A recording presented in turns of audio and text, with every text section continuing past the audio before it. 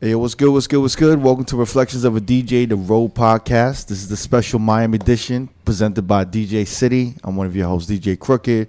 We got DJ Never. Yo, what up? We got DJ D Miles. What's good, Miami? And we have Jamie the Great. And we got a special homie here, a major fixture in Miami, a promoter, tastemaker, bar owner. We got my man Raul. And we got a special guest, I would say an icon in New York nightlife. Yeah. I've looked up to this dude. A lot of people has been put on by this man. And I unfortunately never got to DJ any of his parties, but his parties are legendary. Mm-hmm. And he's a major fixture in hip hop. I mean, I don't know what else to say, but we got the amazing Bill Spector in the building. What's good, man? Hey. Whoa. What's good? I'm glad. I'm not used to all those accolades. Wow. What do you call it? Thank you for being here, man. It's like an honor, yo, for real. No, thank you for having me. Yeah. I know you just flew in from Morocco. Yeah, I was there for a wedding. It was kind of some next level thing. I never thought I'd be there. Wow. And yo, by the way, we're so happy to have you here. I've always been a fan of like everything you've done in the 90s. I've heard so much, and I've never experienced. I was lucky enough to experience. Yeah, never you experienced it. You was around, yeah. But like nightlife in the 90s in New York has always been like, I don't know, it's just a fantasy to me, man. Like I hear about it. It was like the golden era of hip hop, and you guys went through it all. And and Bill, you had a large part of it. You know, you were a big part of it. You know. Thanks. It was an interesting time, and we got to ride the wave of golden era hip hop, along with getting to do amazing hip hop parties. Mm-hmm. Mm-hmm. And we took a left turn when everybody else was going straight, and it kind of made an impact, not knowing what we were going to do. Yeah. Like, we didn't like the status quo, so we did it do it yourself, and it kind of was exploded, I guess. Not just for us, for everybody. Mm-hmm. Yeah. Crooked. Yeah. I think one of the things about, and one of the things that me and Bill always, again, also had in common, and I think I said it with Dizzer as well, it's like we were all into punk rock, hardcore. And, that sort of, you develop this DIY attitude where like, yo, we don't fucking need you. We just do it on our own. And whatever everybody's doing, you do the opposite. Right. That's sort of the mentality that I think we've had. It kind of translated in hip hop. That's like the beginning of hip hop as well. Yeah. I mean, 100%. Punk and hip hop were always intervened. You know what I mean? Mm-hmm. Like they started about the same time, and it's like like punk rock was like the white version of hip hop. Yeah, because it's like you didn't want to look like nobody else. Yeah, exactly. You know what I'm saying? And exactly. like, as soon as something was like, as soon as it was widespread and played out, we were just like, yo, that shit is whack, and we're just like whatever. Yeah, for sure. And you're from Queens. Yes, 100%. Queens get the money. Queens. I've always wanted to know, because did you grow up around the MC Shan and the Run DMC, and KRS One, BDP? Well before that, I grew up in the LL Run DMC era. Okay. And they were from Queens, and the thing with Queens was kind of the wilderness. Like it was the only suburban type of borough. Yeah. That Staten Island ended up getting after, but I don't think I've ever been to Staten Island once. You're a true New Yorker. Yeah. I've never been there. Yeah. Like a certified New Yorker? Like you've never been to Staten Island? It's a big thing. Maybe you went there to go to Great Adventure or to go to Jersey. You would cut through it, but most people never went to Staten Island. There wasn't really a need. It was very suburban and hard to access. Yeah. So you even so you grew up around LL, Run DMC. LL was around my age or maybe a year younger. We went to the same high school, Hillcrest. I didn't really know him, but they definitely tried to put him under pressure, and I'm just glad I wasn't put under pressure. So they used to fuck with him in high school? They fucked with anybody. Oh shit. I mean, when I went to school was where the crew, not the band, the Supreme team. Oh shit! Oh Yeah. wow! I went to junior high school with most of them. Really? Whoa! Damn! And they would tell me good things like in 1983 or 1985 when we kill all the devils, we'll try to save you because he was always cool with us.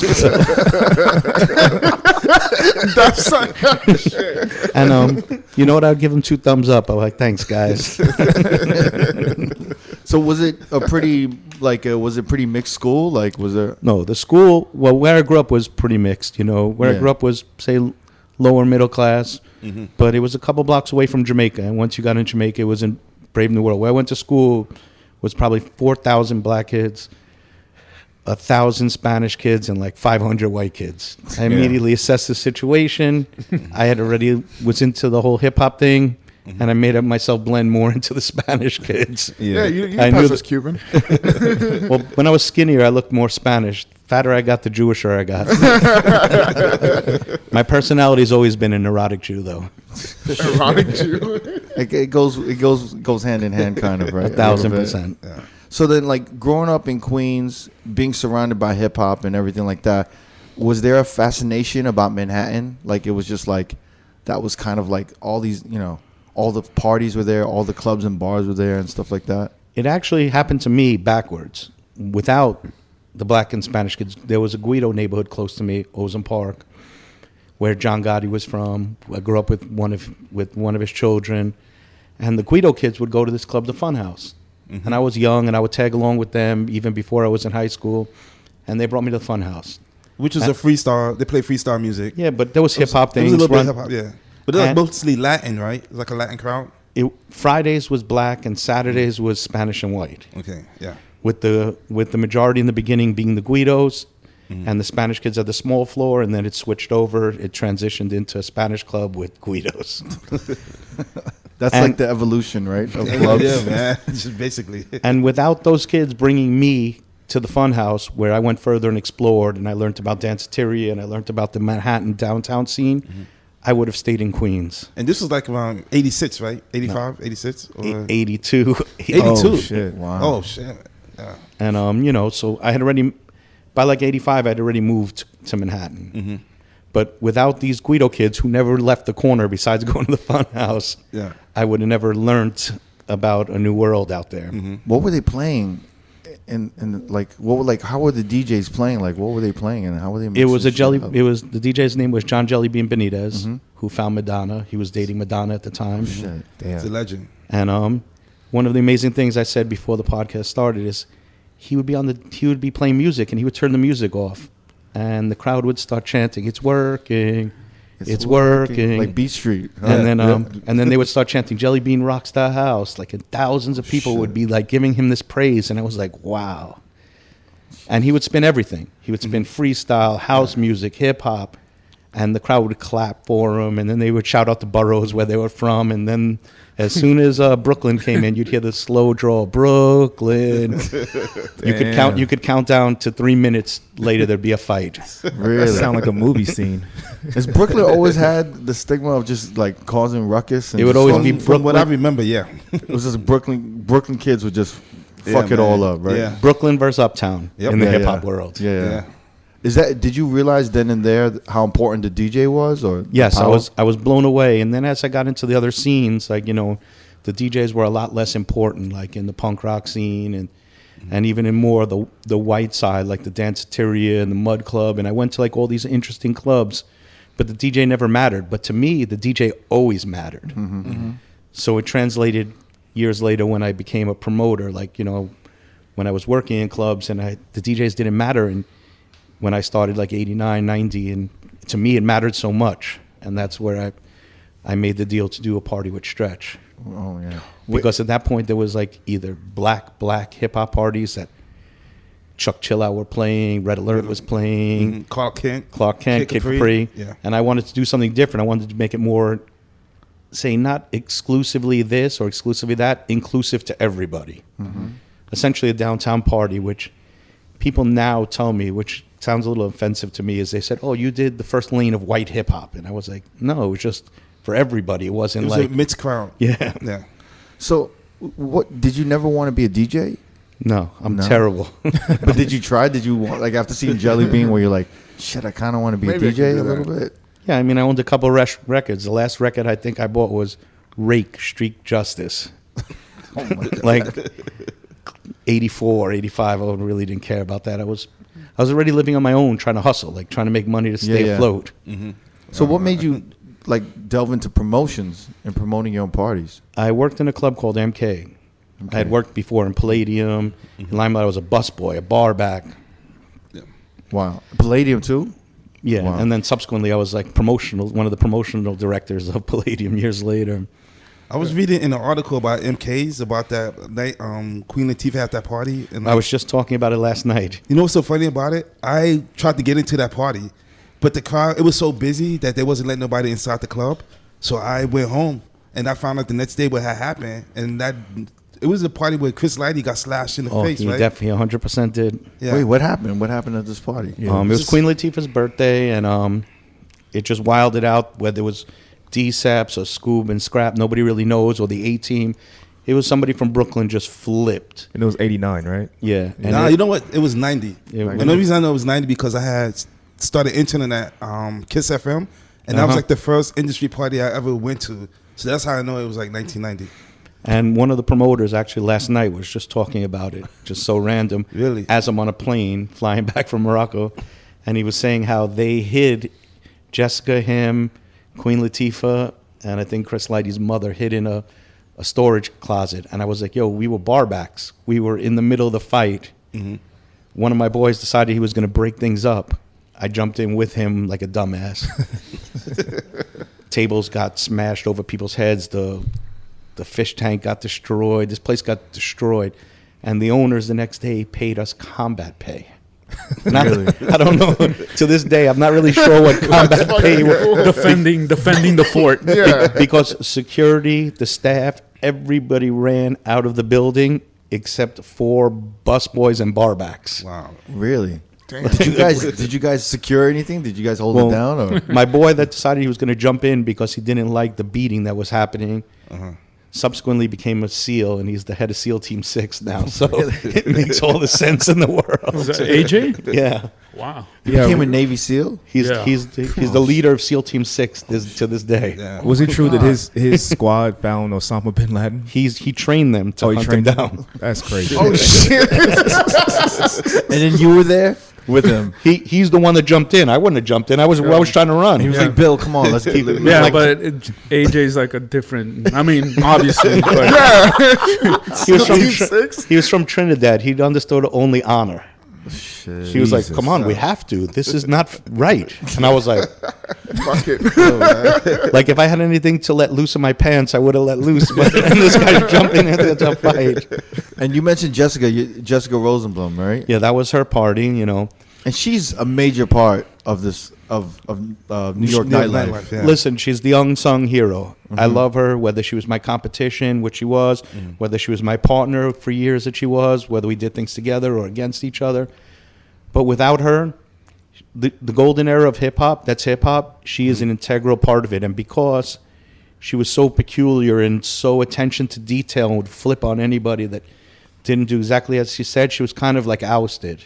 Like she got us to pay Puffy to host a party for $150. Like, you know, we were like, who's this guy? She was like, he's going to bring a lot of girls. Wow. Yeah. And you That was a actually cheap rate. Shit. He's almost at $1 billion.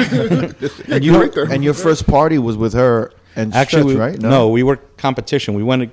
They had the established party, and we decided we were going to do it against her. Oh, and was this Sheets and Pillows? Yeah, we did.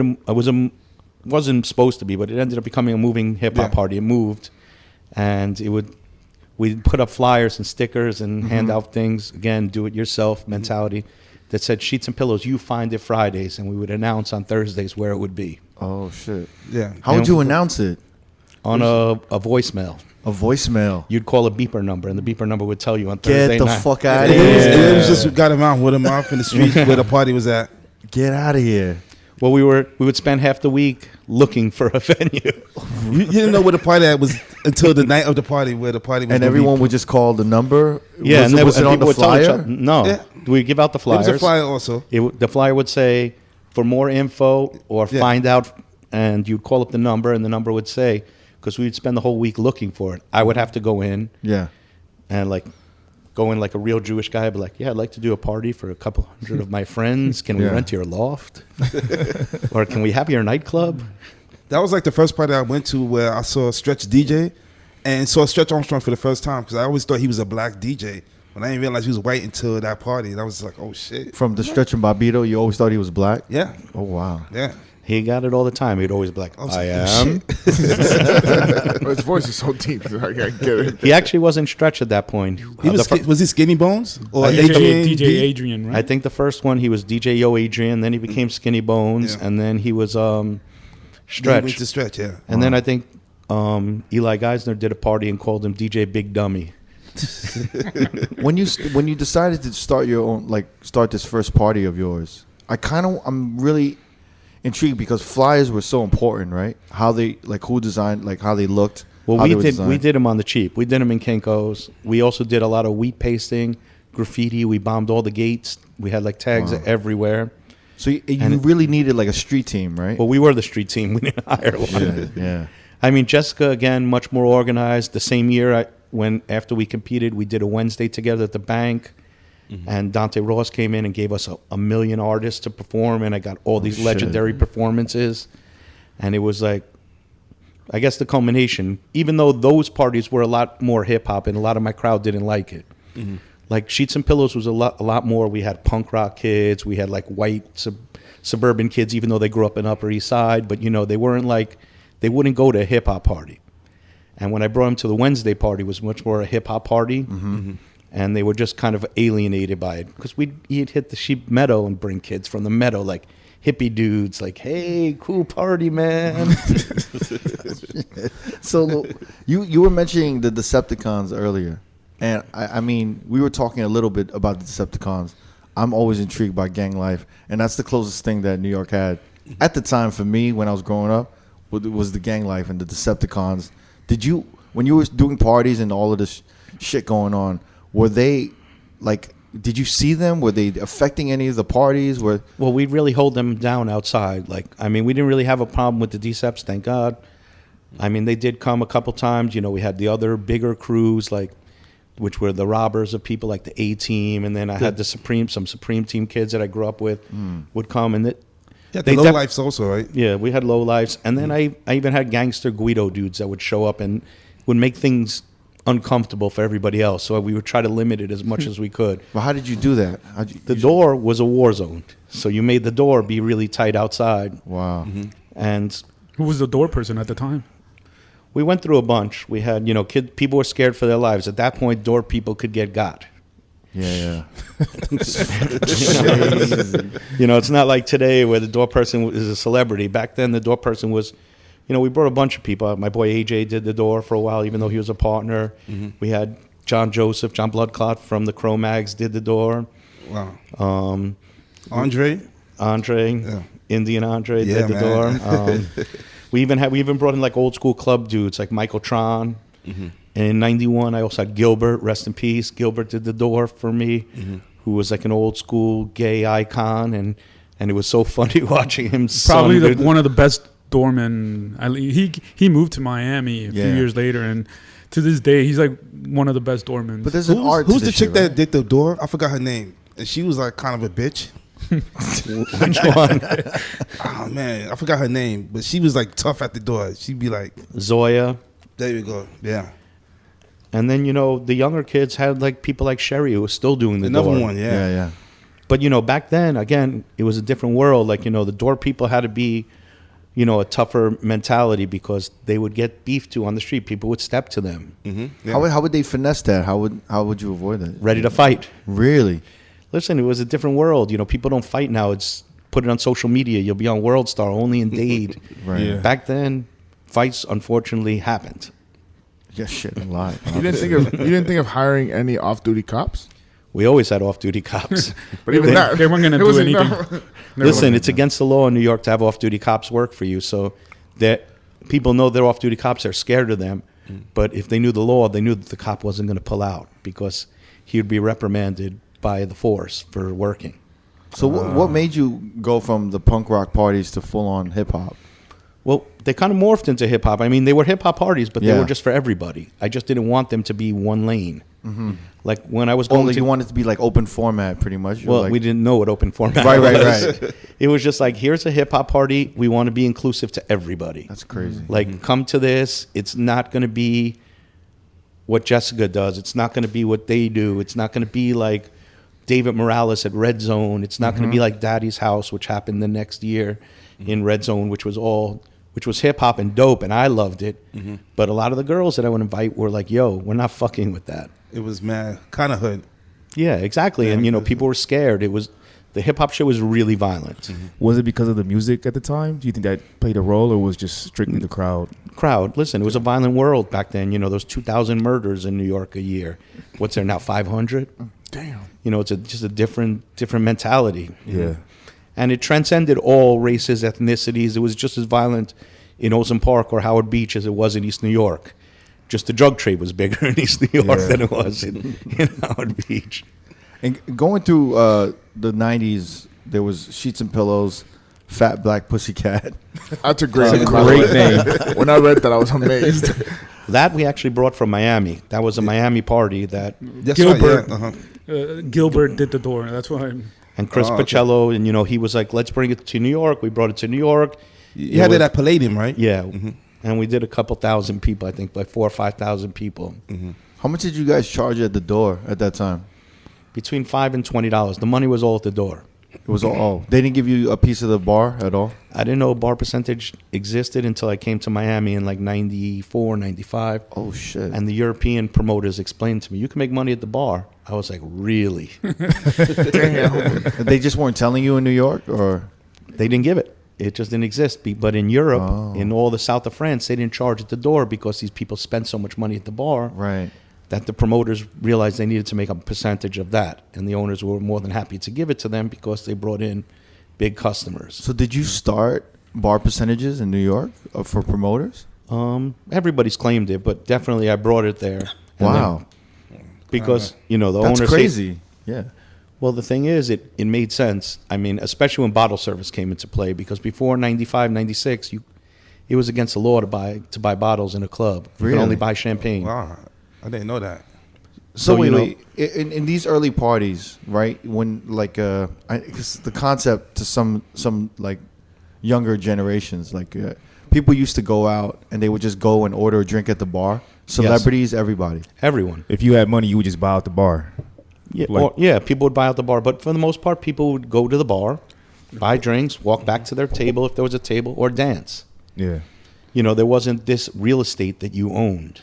That came much later. So was there any? They were still VIP though, right? A section, but VIP was a very important person. It was somebody interesting. but it wasn't was like a an- section, right? Yeah, there would be we'd have a VIP and a VIP rope, and that would be the cooler section, but it would be the cooler people, not the richer people.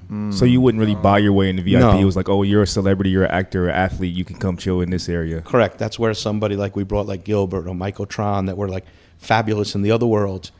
We'd bring them in to control that part of our party because even though it was a much smaller part, we wanted those people to feel very comfortable. Yeah. And what time do you think it? I mean, obviously it shifted during the bottle service era, right? Oh, it was a total shift. The bottle service era, I'm not one of those guys that says, oh, it killed New York, but it definitely changed the whole... The landscape was fully changed because there was the interesting person wasn't important anymore. It was the people with money, right? Which in Miami worked very well because they didn't mind buying the real estate. In New York, douchiest person bought the real estate. I think that's when I started DJing during that time. Douchey part. during the death of New York nightlife, pretty much. But in MK's when I was bartending, one day the owners come on both sides of me, and I was like, "Am I getting fired?" Like they're on both sides of me. I was like, they're like, "You know a lot of people." I was like, "For sure, they're firing me." They were like, "Do you want to promote?" I never even heard of a promoter. I was like, "Promoter?" And I was like, "Is this a way to fire me for giving away too many drinks?" And they were like, "We'll pay you to bring people." I was like, "You'll pay me to bring people to the hottest club in New York?" And they were like, "Yeah, our Thursday's not doing good." I was like, "I'll go to Washington Square Park right now and get you 100 people." And they were like, "Everybody says that. Why don't you start next Thursday? You're going to bring 20 people." And I was like, 20 people? I'll bring the whole park. They gave me like little flyers. They told me they'd pay me $3 or $5 a person and that they were going to comp them. I was like, you'll give them free? I was, at that point, working there, I was allowed to bring 2 people in the club. I mean, I snuck them in the back, but that's another story. We had them climbing up a second floor window through the building. Really? Fire escape. I said, come on. And long story short, I went to the park. I went through the hood. I just hung out for the whole week, and I told people, Thursday I can get you in. Nobody believed me. I did like 160 people the first Wow. week. Damn, They man. paid me. I made more money than I had ever made as a bartender. Wow. The owners were like, how did you do that? I was like, simple. I'm from here. And they were like, can you do it again? And I was like, sure. I did it the second week. I made $1,000. Oh, shit. Yeah, man. I immediately, the Jewish side of me came out. I renegotiated. I was like, I don't want $5 anymore. I was like, you got to give me $8. Yeah. They didn't blink. They said, sure. I did it the third week and the fourth week. The fifth week, I was like, I need if, 10. if they're paying me so much on this side, What are they making? What are yeah, they what's making the other a lot? side look like? And that's when I started. That's when I told Stretch. I went downstairs. I was like, if I do a Friday, would you do it Friday with me somewhere else? And he goes, sure. Wow. And I asked Jules, and Jules was like, will you guarantee me the money? And I go, no, I don't have any money. And so I did Stretch and not Stretch and Jules. And we, 3 weeks later, started our own party and did like 500 or 700 people. Jeez. I mean, listen, there was more money actually in the MK side, but I just thought there was so much. I was like, if they're willing to pay me this much, there has to be more money on the other side. Right. Yeah. Right. And How did you meet Stretch? I knew him from the clubs, and then in MKs we became very close. He would store our jackets. We'd bring him down meals from upstairs because we got a staff meal. The DJs didn't get it. We just kind of bonded with him, and he was kind of a funny and he was like a funny uptown kid, very interesting to us. We hadn't really met kids like that, like the much more wealthy, sarcastic snide that like wasn't something that applied in our lower middle class world, but very interesting. because he was from Upper West Side, right? I believe think Upper East Side. Yeah, Upper East Yeah, Side. so. Yeah. And then so all of these parties that kind of just went like came. I mean, Fat Black Pussycat, Honeycomb Hideout, Fat Sam's Grand Slam, Yes. and then Actually, that DJ, that party. how did you guys Yeah, that's- meet? How did you guys meet? I used to go to his parties, and Yeah. then I just started to get into DJing. And I remember asking you, I was like, yo, I'm a DJ, whatever. What would I have to do one of your parties? Didn't we talk on the corner of Bowery and Bleecker? Yes. Oh, shit, you remember that shit. And then you told me exactly, it's like, yo, ask me what type of music I played. And I was like, I'm a hip hop DJ. And you was like, yo, you got to mix it up. You got to play a little bit of everything. And then from there, I took what he said, started practicing, mixed up my mix, like started playing rock, pop, hip hop, and then from there, we got hooked up through Tony Montana. Yes. Tony Montana. Wow. Yeah. Yeah. Tony Montana. Yeah. How did you know when a DJ had it? You know. I found a couple things worked for me. One was the skills, but two was the personality. Our parties were in its own lane at that point. So, like, something that would work in a Jessica party or a Gungi party, or there was a lot of promoters at that point, but we kind of had our own lane. Not because we chose our own lane, just because we kind of swerved in that direction. We were downtown. We were a little bit of everything. So a DJ had to kind of play everything, where a lot of DJs were specific in one thing. Like, we had Kid Capri play, but for us, he could only play like once or twice a year. Clark Kent, too, amazing. But they were good at their lane, and our lane was a little bit different. Yeah. There was kind of like only like 4 DJs in our lane in the beginning. Was Stretch, who skills-wise was the best. Frank Inglesi, who had his own parties, like Soul Kitchen. Yeah. Right. And then, Jules. So they were really the DJs. And then we had the next generation, like, Neva, and Mark Ronson. And Eric LaPoe. Mighty Mai. Mighty Mai. Mighty Eric Mai. LaPoe. And Mighty Mai came to me through John Schechter. Like, where we had a bond on something. And because, the skills were great on a lot of DJs. Even in that era. But they had a kind of bond because our party had its own lane. Had to be able to fit in.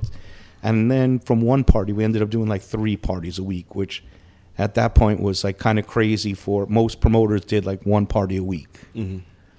We would do 3. And so we had a lot more latitude to play with DJs, and we tried and finessed a lot of people. Some people were great and worked out, and some people we just stayed friends with. So when you started growing and expanding in your promotions, like how many people were working for you at this time? Like how you probably had your own street team, right? We were the street team. Still. I loved the streets. I couldn't sit in an office. I would walk the streets every Really? day. In the beginning, in Sheets and Pillows, I used Union as my office, which was James Jebbia and James Jebbia from Supreme and Mary Ann. Yeah, They yeah. had I a was trying to store. think of her name the other day. Yeah. And yeah, I, they owned Union at the and I would same- literally post up there, buy everybody lunch, get my faxes there, get my mail there. I got everything there. At Union? What? At Union? You Yes. get It was everything? It's the in New original York. Union. Yeah. Shit. And that's where you used to go to find out where all the good parties was at, because Yeah. they used to leave the flyers there on the counter. And so I literally would go down there every day. It was like 3 blocks from my house. I would hang out with James, talk shit, hang out. Mary Ann was always on the premise. And that's why even when Supreme opened, they offered us an office downstairs that Shady ended up taking.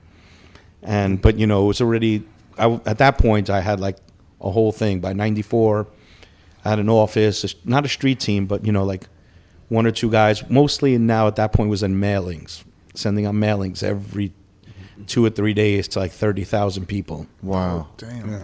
Holy shit. What time usually did your party start, and what time would they end? They started at 11. 4:30 was when we closed. But 4 o'clock is like last call. So the clubs, if we made it to 4 o'clock, they would be kicking us out at that point. But it would be packed until 4 o'clock. Always, unless a fight happened. Yeah.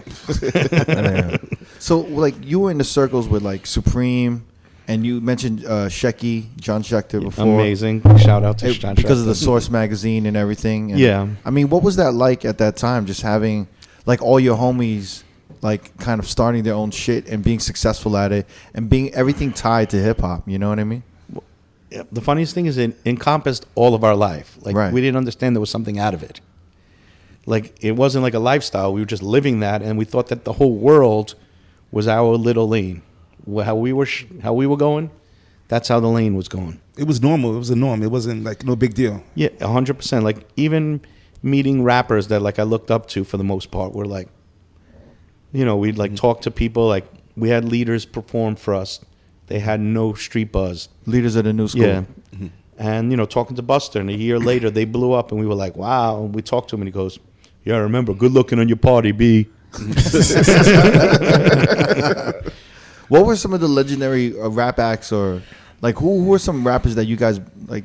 Did you guys break any rappers and Cypress expose? Hills. Yes. Cypress- Oh wow. Amanda Shear, who had done parties years before with, she'd done parties with Jessica Rosenblum, a party called Car Wash, Yeah. which was kind of the first party that I saw that could have like a little bit of everything.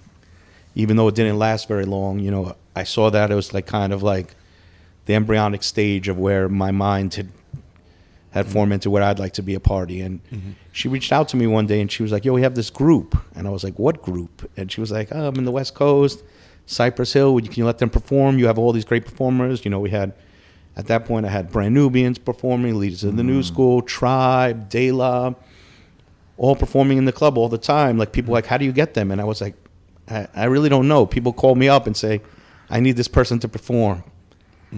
And we let Cypress, we did something for Cypress. Nothing. It was like dead silence. Amanda says, thank you, thank you, thank you. 8 months later, they put out a record. A year later, she hits me up. She goes, I got a free concert for you at Cypress Hill. I was like, stop fucking with me. Wow. That's dope. and so they did a free concert for you guys? Yeah. Wow. And then, also Dante was very close to them. It was a whole bunch of people. Like it was a culmination of like the downtown scene was always together. At that time, everyone thought they were from New York, right? Always. Kinda? Yeah. Cypress Hill, They yeah. thought it was Cypress Hills, Brooklyn, which is Cypress. right next to East New York. Yeah. Even LA people had no clue they were from LA. Like they literally just their sound, everything was so East Coast. Their beats, the production was just East Coast. It just felt like an East Coast group. And then we had weird things that should have been home runs, and they really weren't. We had them give us this guy Del the Funky Homo Sapien, and Sons of Mischief. And things didn't work out, but Del brought on Ice Cube on stage, and he did the dark-skinned girls are better than light-skinned girls, and the whole crowd, like 1,000 people, who just sat there with arms folded, staring at them, like. And you look back at that, and that was actually a really dope thing. Yeah. So what never talks to me about this. What happened at one of your parties, Mac Daddy's? It was supposed to be a huge party, That right? was like going to be like the biggest party Manhattan ever had, like a hip hop party. It actually was. I mean, we did almost 2,000 people, 2,500 people before there was an infamous fight. We had a half pipe in there on stage. We had all skaters skating in there. Oh, wow. And we decided we wanted to do old school hip hop. Even at that time, old school hip hop. Yeah, they were playing Yeah. like old back in the day jams. Stretch was Like- playing, and he had his Like Schoolie D, Yeah. LL Cool J, Yeah, yeah. Run DMC, shit like that. What year And- was this? 95, 96 Okay. maybe. And that was Yeah. when we coined old school as like kind of that old school era. Because Yeah. I remember it was like old school was specifically 80s, Mm-hmm. like hip hop. Now old school is like a whole bunch of shit. It's yeah, old yeah. school now. But like in the 90s, we would say old school was like audio too and all like that was old school and exactly. shit like that. Yeah. Mm-hmm. And then what was this fight? Can you go into it a little bit or no? I'll go into it. I mean, everybody's. From what I heard, it was like Puff Daddy It was kind of And puff. then It was kind of that- Puffy versus the world at and that point. this tattoo artist named Renee. Yes, Renee Soto. Yeah. Mm-hmm. Who was down with the Booyah Kids. He was a New York downtown kid. Him and Puffy were sleeping with the same girls, and Puff came in with the crew. He was, already big at that point, but he had, worked with us. We were cool with him, but he wasn't really in our scene. He was in the more hip hop scene, our scene. He would come maybe once a month to our things, and he came and I guess he tried Renee a couple times. And that kid Renee is the calmest kid in the world, and he just kind of walked away from the fight. Next thing I know, a fight just erupts in the club. The whole club is swaying. There's like 2,000 people in there. We had a young Leonardo DiCaprio. We had it was like just so many people. It was like, I was never into celebrity, so I didn't really know who was there, but I would hear subsequently. Yeah. Because I'm an extrovert introvert. Like I can hide in the corner or be this social at the same time. It depends in my mood. Like I'm happy never to speak. Just sit there and look into space as I know what's going on. I feel you. And this fight happens. Puffy's it ends up Puffy's on the losing side, but also the downtown kids are majority there. Puffy's there with 6-10 people at the most, and Renee was there with 200 people probably at his back. It was a one-on-one fight. Then it became a group fight. Then the skaters jump off the stage, and they start hitting Puffy in the head with the boards. Oh, wow. Shit. And, Damn. This is nuts. and they somebody hits the wall. Harold Hunter hears the explosion. Rest in peace to Harold Hunter. And it makes a noise echoing in this whole club, Irving Plaza, which wasn't a club, it was a concert hall. And he hits the wall 4 more times. And security from the space is union security, doesn't know anything about our club. Our mentality, they won't let us bring our own security, and who knows how to handle everybody. Right. And all of a sudden, they're like gunshots. And now you hear 2,000 people charging towards 2 doors. As we get outside, another person that, Puff starts screaming at somebody. He's already been beat up. He lost on the losing end. And he starts screaming at somebody from downtown, and they jump him again. Jesus. The next day, I get phone calls from their camp, from the bad boy camp, from Jessica. We need to get a hold of these Booyah kids. Give us Renee's number. And I'm I call Renee up, and I'm like, Renee, they want your number. He goes, give it to them. Oh wow. He's like, round 3, fight. They contact him. He already has the Booyah kids in town that next day. They went and met with Puffy. Everything was Squash. yeah. Wow, man. I didn't know all that. The one thing I will say about Puffy in fights, he definitely handles very, very well, even on the defeat side. Not in a good way or a bad way. He's obviously a good business guy. I've seen a lot of he's been in multiple altercations, and he figures it out at the end where to make it amenable to everybody. Not monetarily, but where you can go forward, where he's going to show up again, or they're going to show up again, and everybody's not going to be shooting at each other. Oh man. Damn, that's nuts. He definitely is a astute businessman on multitude of levels. Yeah. At that time, with with like Puffy, and before he was with Bad Boy, he was a promoter, and all of these. He was with Jessica, you know, and he did a bunch of stuff with us. She did a party with him, Daddy's house, where she kind of gave him his clout. Wow. Yeah. He was amazing. He knew every girl. He was driven. He told me something in 1990, and you know, he told me one day. He goes, "Look at me," and we were always close. And he goes, "I'm be the richest and you ever met in the world." And he goes, "You know what I'm saying?" And I looked at him. I was like, "Okay." And he goes, "No, I'm dead serious." So I always look at him, and when we have a conversation, I go, "I remember that time you told me that. You're pretty close." Like watching him and his come up, and Bad Boy era, Craig Mack and Biggie Smalls, even right before when he was at Uptown with Mary J. Blige. Were all those artists just totally involved with the parties? They were always out. Well, and everything, Mary right? J. came a little bit. Big, we didn't let him in because he brought in too much of a Brooklyn posse. We did let him in. We didn't let him in. Andre Harrell was always in. Russell came. You know, at that point, they liked much more the bougie shit than our shit. But they still came to our thing because they would see what's bubbling with the kids 5-10 years younger than them. Mm-hmm. But it was definitely the era of like Puff and Jay, and Q-Tip would come to the parties. I knew him from Queens. You know, we always were close. And then, you know, the De La kids were around, the Jungle Brothers. Wow. And all them, you know, so crazy. they performed all the time. Like I take for granted that you could get a performance out of somebody for free or for on the strength or pushing their album. Like it made no sense. Like later on, like as I was doing parties in the 2000s or now, and an artist tells me I want 50,000, 100,000, 200,000. I was like, people don't do that for free? Like in a very naive sort of way, not in a mean sort of way, like I'm getting over. Did you know how special it was though? Like not a clue. No.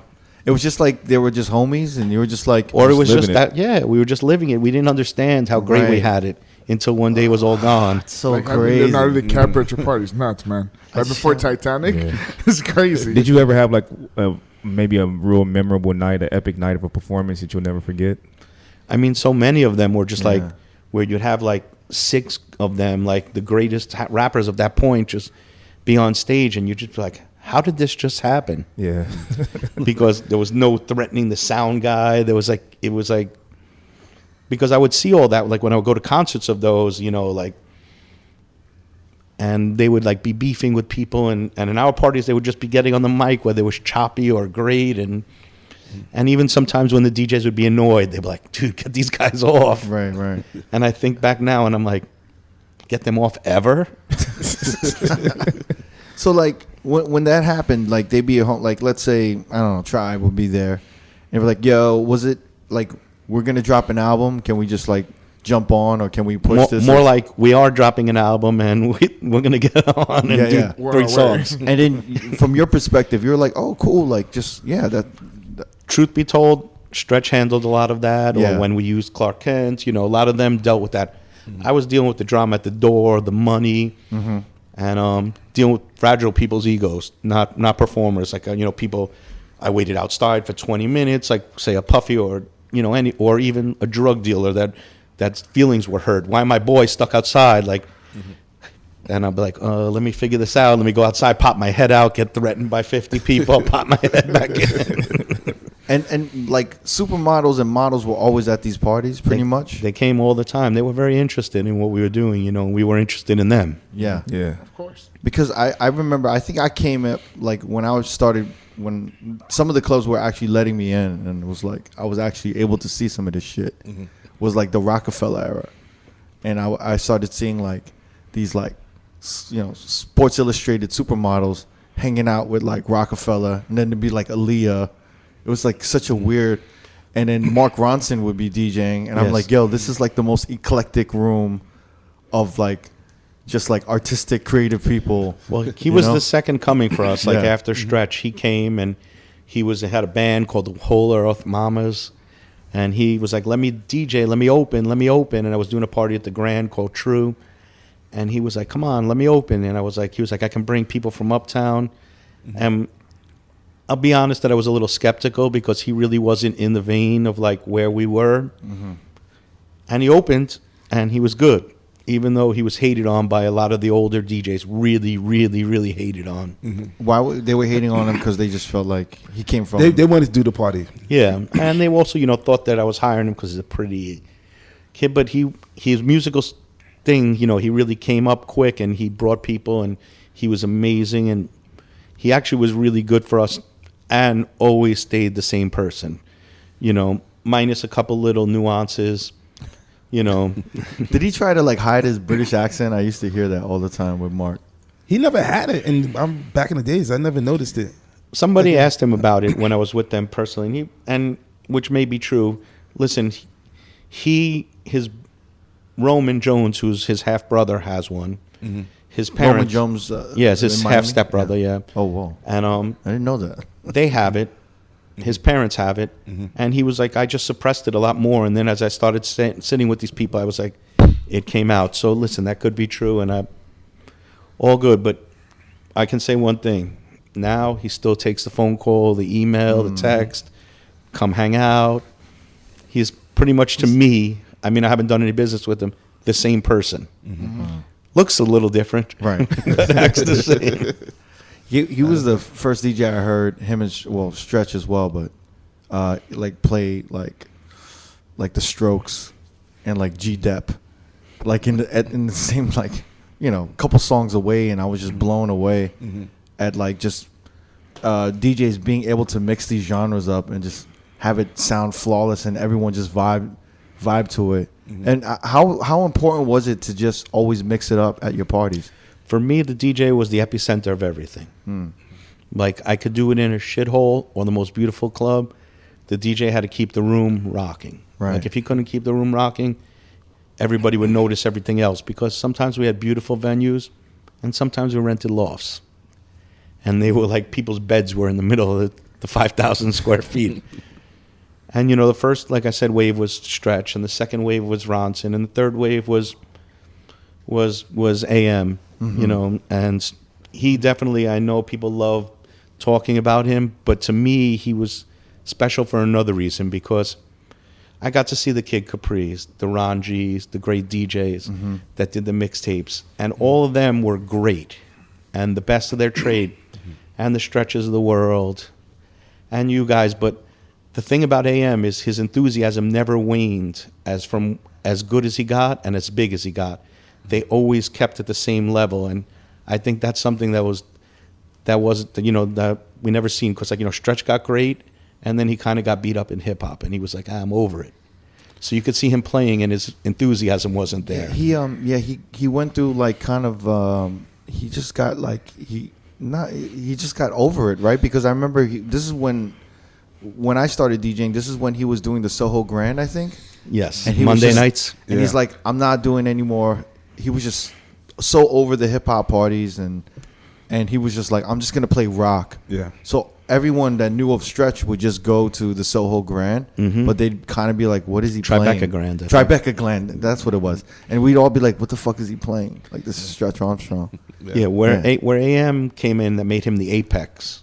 And I think from the older generation looking back, as opposed to the younger generation looking, back, he was great, and like I said, his enthusiasm to playing, like he was just as hungry on his first day as he was on his last day. Even when he told me, I'm over it, like you would look at him play, and he was so enthusiastic, like he was such the DJ nerd.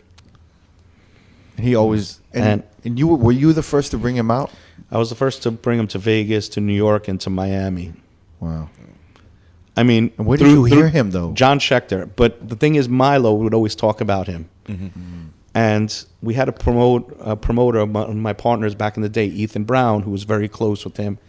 They lived together back in the day. I mean, they had a million fist fights, but they also, and he would talk about him, and then you'd have people like Alchemist, who was a regular in my parties in New York, and his brother would always AMG. And Michael Goldstein, yeah. And when I hung out with him, Spector was like, you need to put him on.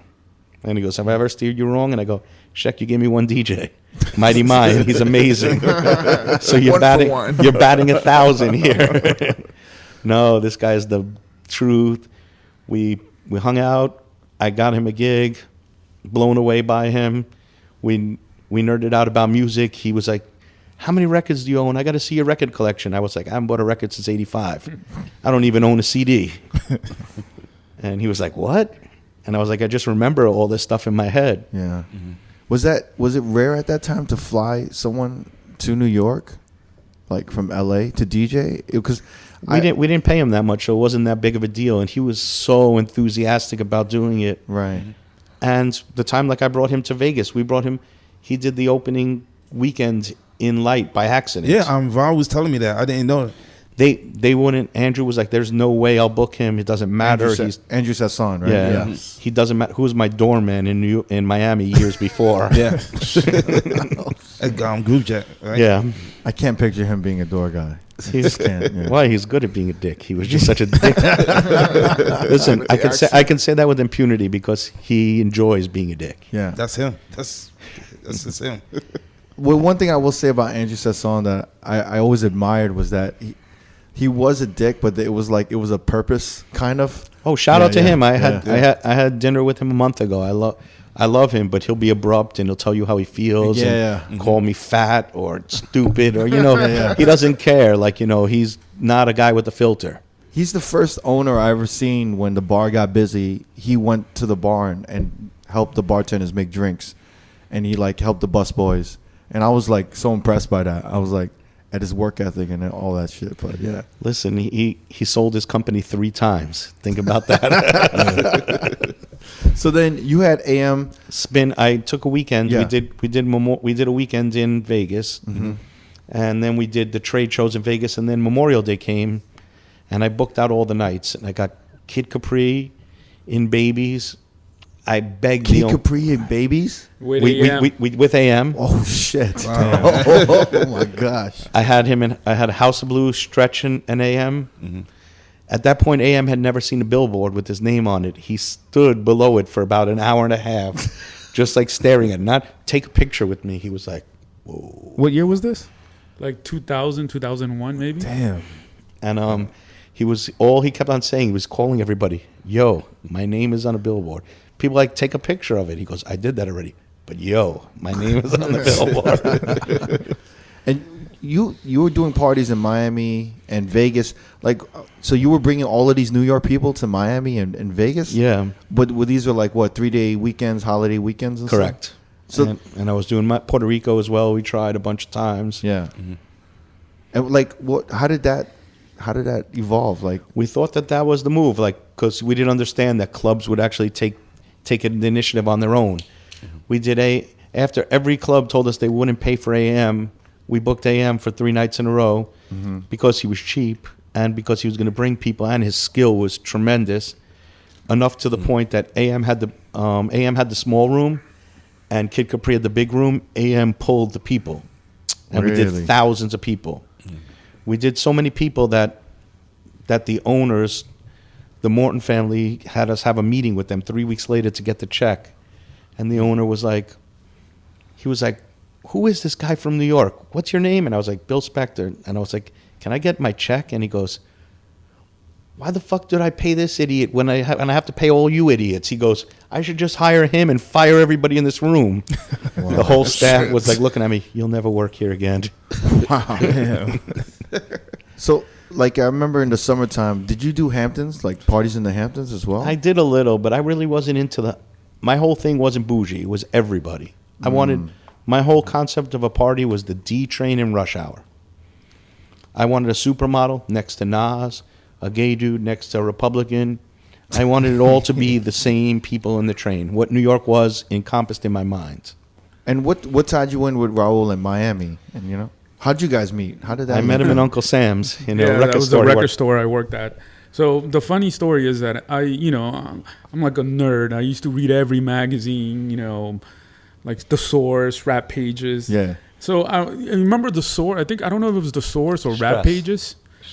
Stress Magazine. Yeah. They used to do shout out to Alan Kett. Like a city report. Oh, yeah. So they're oh, this is the hot stuff going on in New York. Yeah. And I would read all that, So I was reading, and I remember seeing there was this dope party, and the promoter was Bill Spector. And I started, Bill used to come into the store to drop off flyers. and and I'm like, one day I picked up the flyer and I'm like, Bill Spector on the flyer, and then Bill Spector on the magazine. So I'm like, is this the same guy? Like, he's in New York. Why is he in Miami? So he comes in, and I'm like, and I went up to Bill. I'm like, hey, are you the same, dude in the magazine? He's like, yeah, it's me. And I was like, oh, okay. And at the time I started with doing record promotions. I worked for Loud Records and Loud and Ruckus. And I used to actually go to all the parties to drop off records to all the DJs. Yeah. So I used to go to Bill's parties, but the only way I was going to get in was to bring in records. So I'll come in, bring in records, and stay for a little bit. Yeah. And then I start, once I'm like, oh, I put everything together. Bill's running the party, and so I want, and at the time I had just moved to the beach. I wasn't making much money at the record store, so I kind of needed another job at the time. Also doing promotions for Loud and Ruckus, but they didn't pay anything really, So I'm like, Bill's like, oh, why don't you come work for me? I see you come to all my parties. You bring in, bring the records. You actually do the work. Why don't you start working for me? And I was like, I kind of needed the money, so I started. I was already doing like street promo. So this was like, he was like, oh, I'll pay you $10 an hour. And at the time, I think the minimum was like $5, So I'm like, wow. Yeah, so I was like, whoa, $10 an hour. So I started passing out for Bill, flyers for Bill for a couple of years. For a lot. Without him, our group wouldn't grow exponentially 100%. So at the time, Bill had a company called Smack, which is Spector, Mo from Live, Angel from Foxhole and Racket. And Conrad from the same Racket and Foxhole as well. So that was the company, and that's who I worked for. But Bill brought me in, and basically, I was sort of like Bill's sidekick.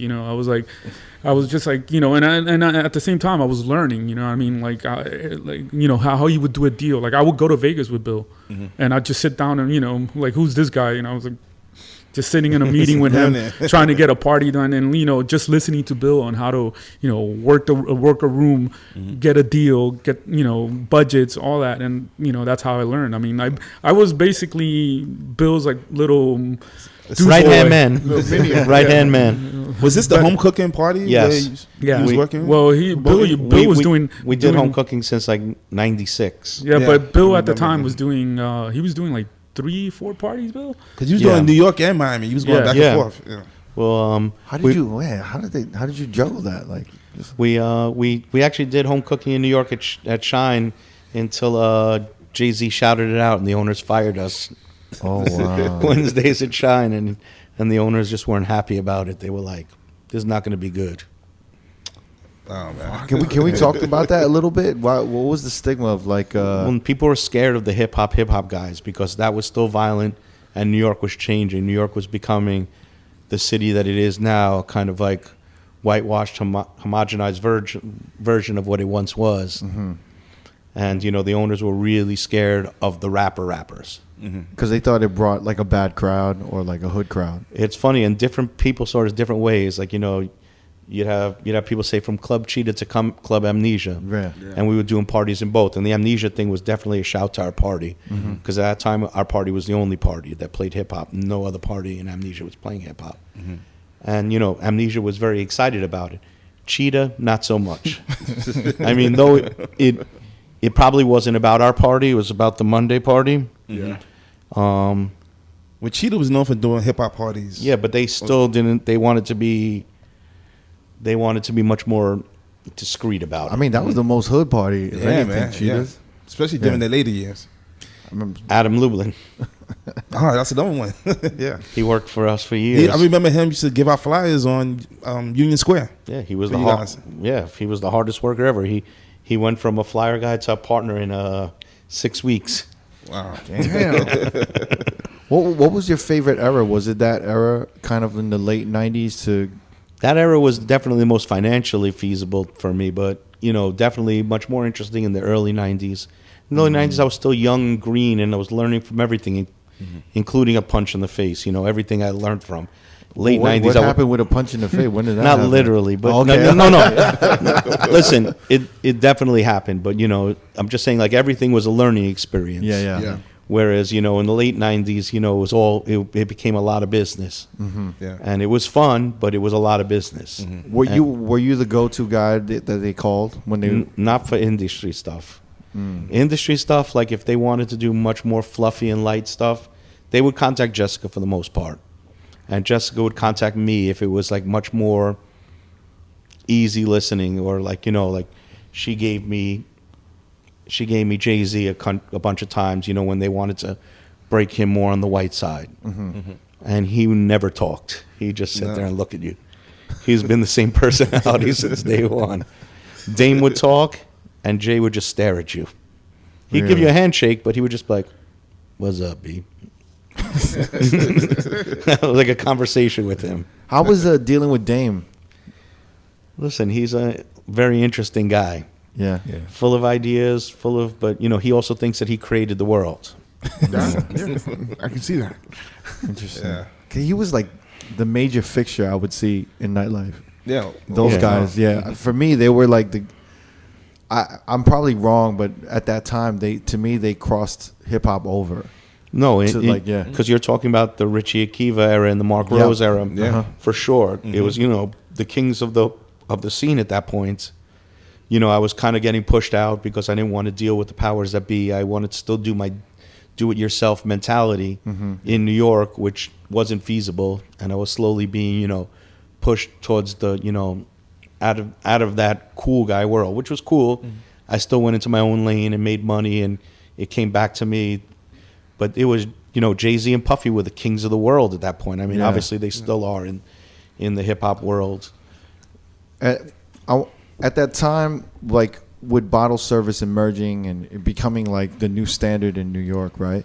How did you see the shift happening? And Yeah, of course. We did a party in Chaos at that point on Sunday nights. Chaos, yeah. And Huge club. yeah, Yeah. and we did huge numbers. I mean, because we were doing it in Miami as well. But you'd see it, like the owners would be like, "How do we get a better crowd?" I'd be like, "Cut our bottle service." And they'd be like, "No, do you see the numbers we're doing?" And I was like, "Of course, I get a dividend check from it." But you asked a different question. How do we get a better crowd? Is you get rid of bottle service. Otherwise you can't pick and choose. Somebody can circumvent anything. They have money. Right. Then was the era of, you're doing the club and you have to bring a cash machine to take people's money because you're getting dope boy money. Yeah. At that time when bottle service like started emerging and they started letting all of these people in just because of the money factor, what was the defining year or point where you were like, "Oh my God, this is not good. Like this is just gonna ruin shit." Well, for us, we were making money. We just saw it changing. We were like, it just is what it is. And you were just like, "We have to let these people in." Yeah. Listen, the thing is, the shitty crowd was still my friends. Like, you know what I mean? I just was able to blame it on the club or whatever, or just not let them in. But at that point, when they can circumvent everything, we're like, okay, let them in. What are we going to do? It's crazy, like to see how. I mean, where did bottle service first emerge? Was it Miami, Like the south of France, south of France, all right. through in the Europe, States, yeah. all through Europe, in Miami and in the States. And it came to Miami first, I believe so. Probably. and then it leaked over to New York, Yeah. And then Vegas after that. and then Vegas just Vegas put it like on a- steroids. Right? Well, Vegas didn't exist. I mean, when we went there in '99, we did like the Wave and Utopia and the Drink, and the first club people we met were in the House of Blues. Was Andy Massey and Sean Christie, and they were working in a honky tonk club, like literally. Like What made you want to do something in Vegas? we saw the trajectory of the Spanish and Italian kids were going out there, and they were the money for Memorial Day. So when you went out to Vegas, did you know Andy Massey from Boston? No, Or you met them all we in just Vegas? walked in a club, and when the club wouldn't talk to us, we walked in another club, and when the club wouldn't talk to us, we walked in another club.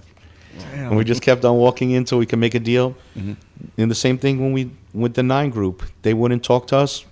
We rolled up, convinced the secretaries we had a meeting with them. The Morton came in the office. He was like, "What are you guys doing here? We have a meeting with you." He goes, "I don't have a meeting with anybody. How the fuck did you get in the office?" We were like, well, "We're here. We want to do events with you." And in Miami, and when you started doing Miami, we spoke a little bit earlier. about how you had to shift your Memorial Day weekend party from Miami to Las Vegas. Well, we still did Miami. You still just did kept it. It was thugged out entertainment. You know, it's us. At what point did Miami Memorial Day weekend become like? Because there's all this like, you know. It was like, I think it was 99 or 2000. Yeah, Well, And the funny thing is, like, Yeah. I was on the streets Yeah. for all that. Literally. Yeah, I was. I mean, I was passing out flowers for Bill. I was working 50 hours a week. So I was on the streets, like, you know, at the time I had like a street team. I was like, you know, the guy, and I had like 6, 7 other people working for me. And it was just like, I remember being in New York, like before Memorial Day. Yeah. And it was like, I remember listening to the radio, and it was like, they were like pumping it. Yo, everybody's going to Miami. Yeah. Everybody did come to Miami. What happened was they just weren't prepared for the amount of people that were here. And it just it got chaotic, man. I mean, like, I remember like people just running. Like, I remember something happened and people just started running, and like one of the girls that used to pass out flowers for me got trampled.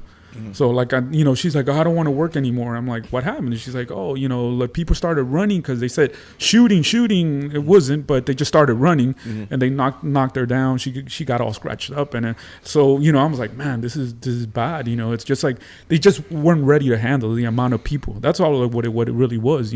Essentially, Memorial Day, you look back, you go before Memorial Day, and you go to the earlier 90s, and you had things like How Can I Be Down with Peter Thomas, and then you had and then we had the Super Bowl, the Atlanta Hawks versus what? That was 99. In 99, I did all the events with Puffy, and you saw like what came down, and that Memorial Day, it became How Can I Be Down meets the Super Bowl. Like it was industry meets hood meets country black folks, and like New Yorkers could deal with black, white, they didn't mind. But then once it got country and dudes were like grabbing on the girls and it was like brawls, New York faded out, and New York really wasn't relevant for Memorial Day anymore. And they, New York doesn't mind fighting, but gunfire wasn't the big thing. And country motherfuckers here have lots of guns. Yeah. It's like the Wild West, man. Even if they come from another town, they came from Atlanta, they came from Georgia, guns are plentiful. New York, guns are not that easy to come by, Yeah, and even the most hood dudes, and you're going to go to jail. And even if you beat the case, you'll go to jail for 2 years for gun possession. Yeah. And they would drive down, and New Yorkers would fly down. Yeah. That was the New Yorkers thing. wanted no part of that. So that was that literally happened in 2000. Yeah, I think it was either 99 or 99 was half and half. 2000 was straight urban weekends. And then they just started catering to that crowd, So you had like every rapper in the business at the time. I remember coming out, I think it might have been 99 or 2000, and I was standing at the Lowe's Hotel, and DJ Clue was there, and he was like with the Rockefeller staff, and they was about to get into a fight with somebody, and like the lobby of the hotel was just like a mess. Yeah, Everybody but that was the going lobby crazy. of every hotel. Yeah. That's the problem, I mean, there was thousands of people. I mean, I really couldn't explain it. It was just, and they just couldn't handle it. So the year after, they did all these, they had like a crazy amount of police presence. They put barricades. To this day, they still do it. They had a barricade. It was like almost like a war zone, and people just got like. Everybody was like a hurricane coming, It's like people would leave. I'm like, well, whatever. Yes. When did that start happening? When the locals in Miami would just leave because they were we're not dealing with this. It was the year after, which I think it was the 2000 or 2001. 2001, 2002 to now, the locals just stopped participating. You couldn't get in and out of the beach. Yeah, it was like insane. The amount of traffic that was going to the beach. I mean, you could be stuck in the MacArthur for 4 hours. If you didn't know any better, you just go to MacArthur, and be there for 4 hours. And now what they do is they track your license plates. It's like it's crazy still to this day. Really? Yeah. And then Bill, at what point did you realize that, like after that 2000, where you're like, I gotta create an alternative? For 99, we saw the writing on the wall.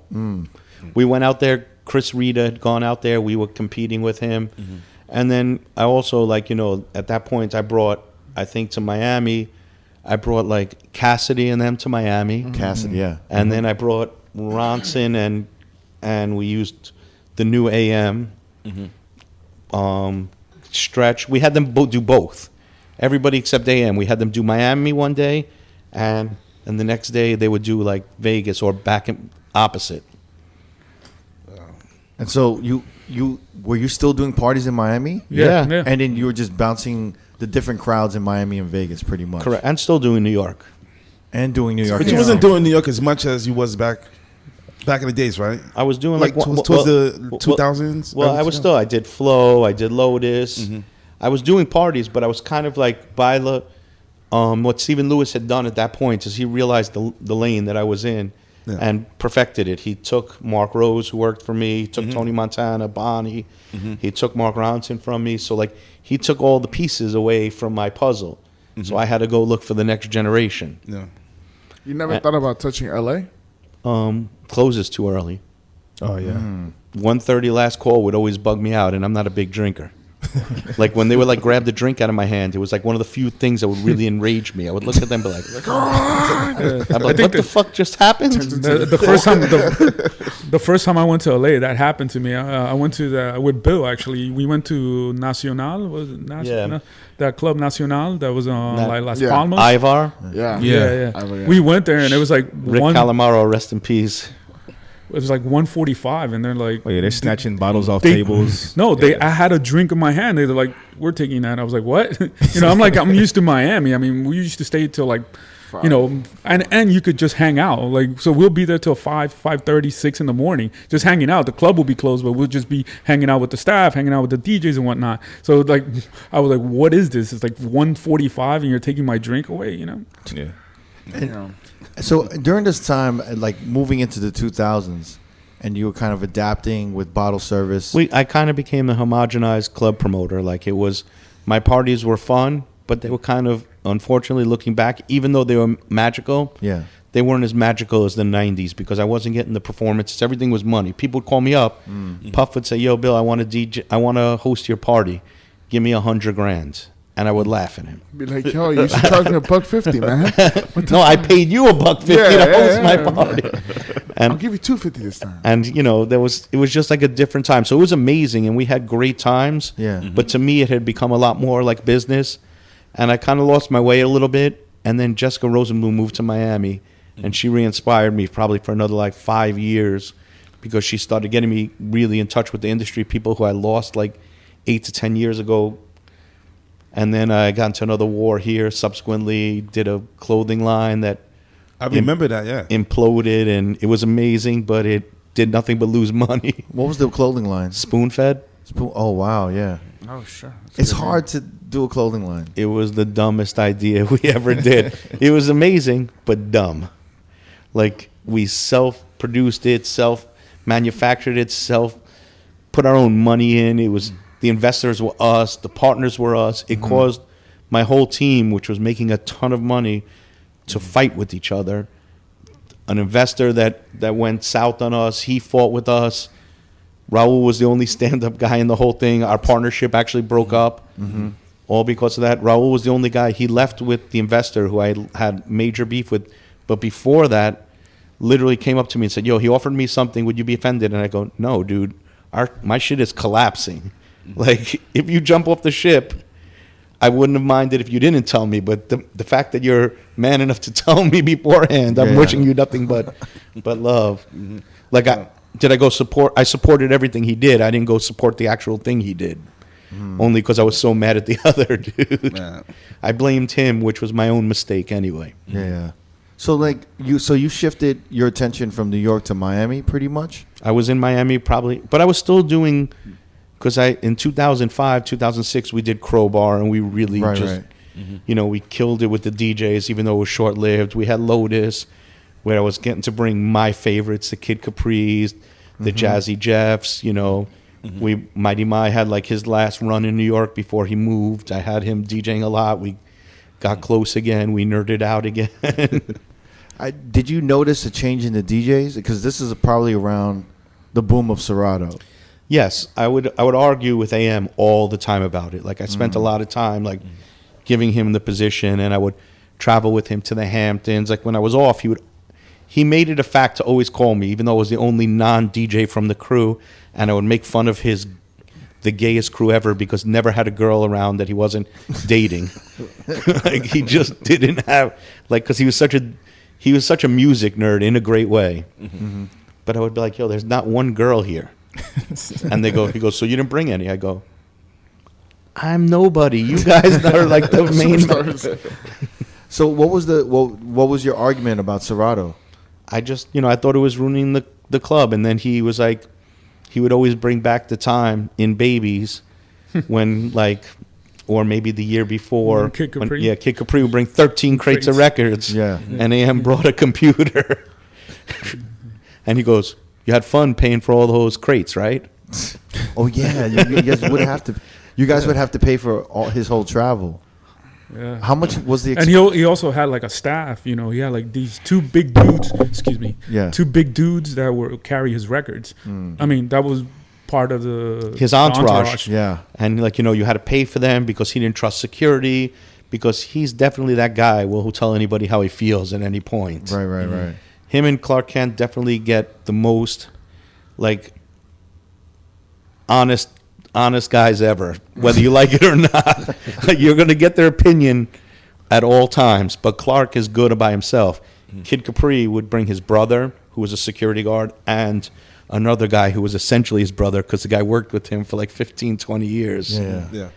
And then, so during this time, Serato's like kind of taking over, and New York was definitely changing. It was like a totally different animal at that time. Yeah. I think I left at 2005, 2006. Yeah. So Did I do your going away party? I remember when you were leaving. I think so. Yeah, you did. Yeah, you did. wait, what Bill's was got that? like an elephant memory. You remember like little I things. thought never had the best memory. Dude, Bill remembers like these little details that I'm like, how do you remember this? And the crazy thing is I did a lot of drugs, which is, hopefully my parents don't get to listen to this. I just got Sorry, some. Mom and Dad. I mean, they obviously know, but like the drugs, thank God again to whoever above, pickled my mind, didn't make me have like whole slots of things I forgot. I wish I forgot some things. I'm glad I didn't forget some things, but I definitely had a good memory, thank God.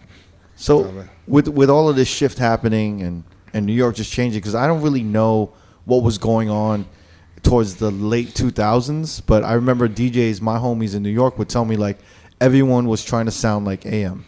It was. Yeah. The only person that wasn't was like the old school guys, the SNSs, the Kid Capris. Even though they had gone and watched, I remember the biggest thing, I did a birthday party at Supper Club, and it was actually a failure. We did 500 people, but it wasn't a success. And, Stephen Lewis did something against us on purpose to try to starve us out. We had AM perform, DJ, and I invited every DJ to hear him spin. Because DJs were hating on him. And What were they hating on? They were just like, why are you bringing this guy from out of town? Everybody talks so great about him. He's not the shit. Right. He's this, he's that. Yeah. And everybody went and saw him. Like 25 DJs came and listened to him.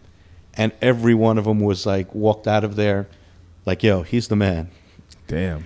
And all he did was sweat and tell me, I fucking played like shit, B. Having such a close relationship with AM, you never thought about managing him or making your own DJ agency? I hated managers across the board. Okay. Even the ones that I'm friends with.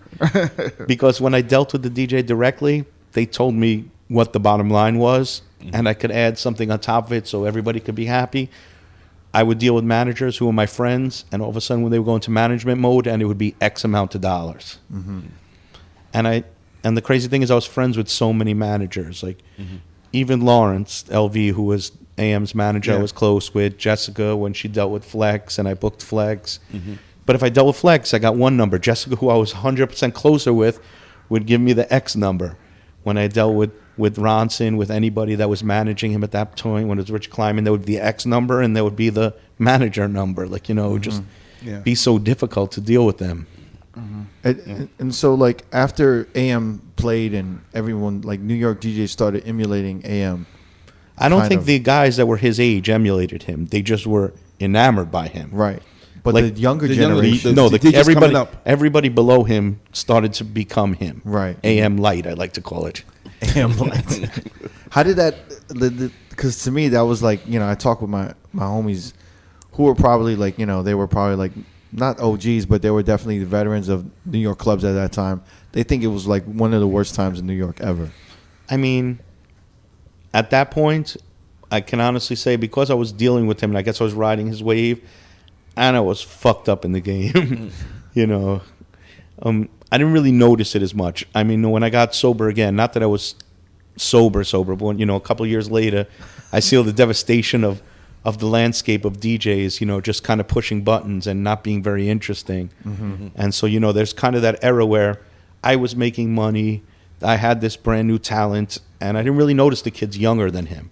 I mean, I did notice the switch in some styles. Like we had a kid who I got a love for, and he's still think he's a great DJ.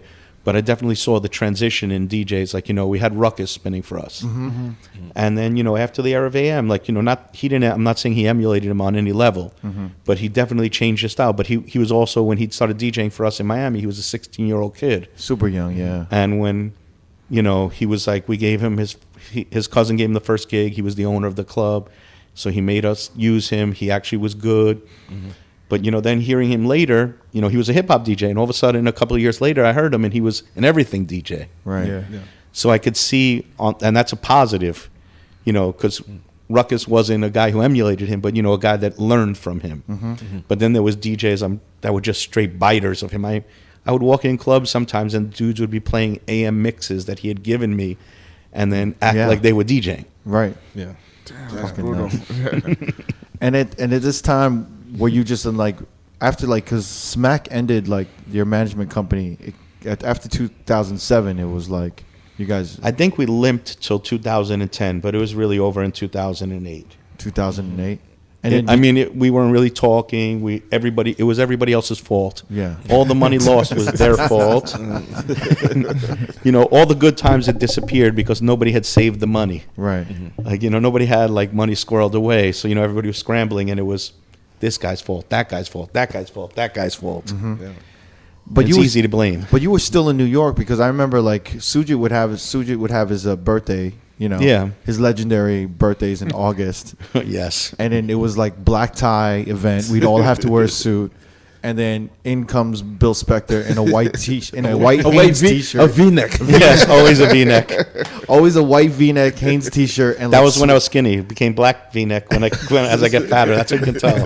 And then job, bro. and like sweatpants or some shit, right? Yeah, never be mad. It's like, yo, I thought you were supposed to wear a suit. Why is he wearing a And then t-shirt? everyone would be like, "Who's that fucking guy in a white t-shirt?" We're like, "That's Bill Spector." And they're like, "Who the fuck is Bill Spector?" And we're like, Bill Spector could do that He shit. could do Yeah, like, you were the only dude that could do that. I remember being pissed off, and I was like, after that year though, we were like, we're not dressing up. I know, right? Yeah. After Bill came in like the white t-shirt with the V-neck. Did the whole suit end already, or is it still a thing? It's still a thing. Oh, yeah. It's still a thing. It's funny. I got that from looking up, and actually, again, I feel like it's so weird to me because I'm so not a name dropper, and here I am. It's, I guess, on a podcast you drop names. And a Puffy party, and I remember I was not going to dress up, and it was like one of his first ones that he had done after the Hamptons, and it was like, you have to dress up all in white and blah blah blah blah blah, and you have to be in a white suit, white this, white that, and I was like, there's no way I'm dressing up, and they said no exceptions. He said except Russell Simmons, and I was like, damn, I'm not Russell Simmons, I got to dress up, so I didn't go. Oh, really? And those were his legendary parties in the Hamptons, the white parties. White parties. Yeah. I've been to one in LA, but it doesn't look as comparable as the one in the Hamptons. So I mean, I went to the ones in like Cipriani, but like I remember when he was like mandatory dress up, and I was just like, I'm not Russell Simmons, and it says that everybody has to except Russell I wonder Simmons why Russell got a pass. because he wore Because he's Russell Simmons. because he wore sneakers. Oh, And- okay. And at that point, he was the boss. Like, Yeah. you know, The godfather of hip-hop, yeah, kind of, yeah. Obviously now people have like look at him a little less. I don't know, you know, no diss to him. Again, always showed me love. But you know, like him and Andre Harrell were the senior statesmen that were still around. Yeah. Because they were still relevant in the club scene and in the business world. Yeah. So in the 2010s, were you living in New York, or were you bouncing? I moved back to New York. I was doing some parties. I think I sold my place in Miami in 2010 or 2011. I came back to New York, bounced around, did a bunch of parties. People told me they were great. a lot of them I can't remember because they weren't memorable to me, and I was like, having a hard time like trying to transition it. And then I hit my stride again. When did you start hitting your stride? You came back to Miami? No, I just came back to Miami like 8 months ago. Oh, wow. Wow. I thought it was like before. I thought it was a couple of years you've been moved out here. No, in New York, they would essentially pay me to, like when clubs were going in receivership, like VIP room. I think you were going to DJ for me one night in VIP room, and the cops shut it down. Oh, shit. Oh, yeah. That's what. Yeah, you're right. So I would take clubs that were like on their way out, and the owners would say, "We need to make X amount of dollars so we can get to a good guy clause." And I would be able to have latitude of do whatever I want in these clubs, and I would make them kind of interesting and still make the club money and make me money.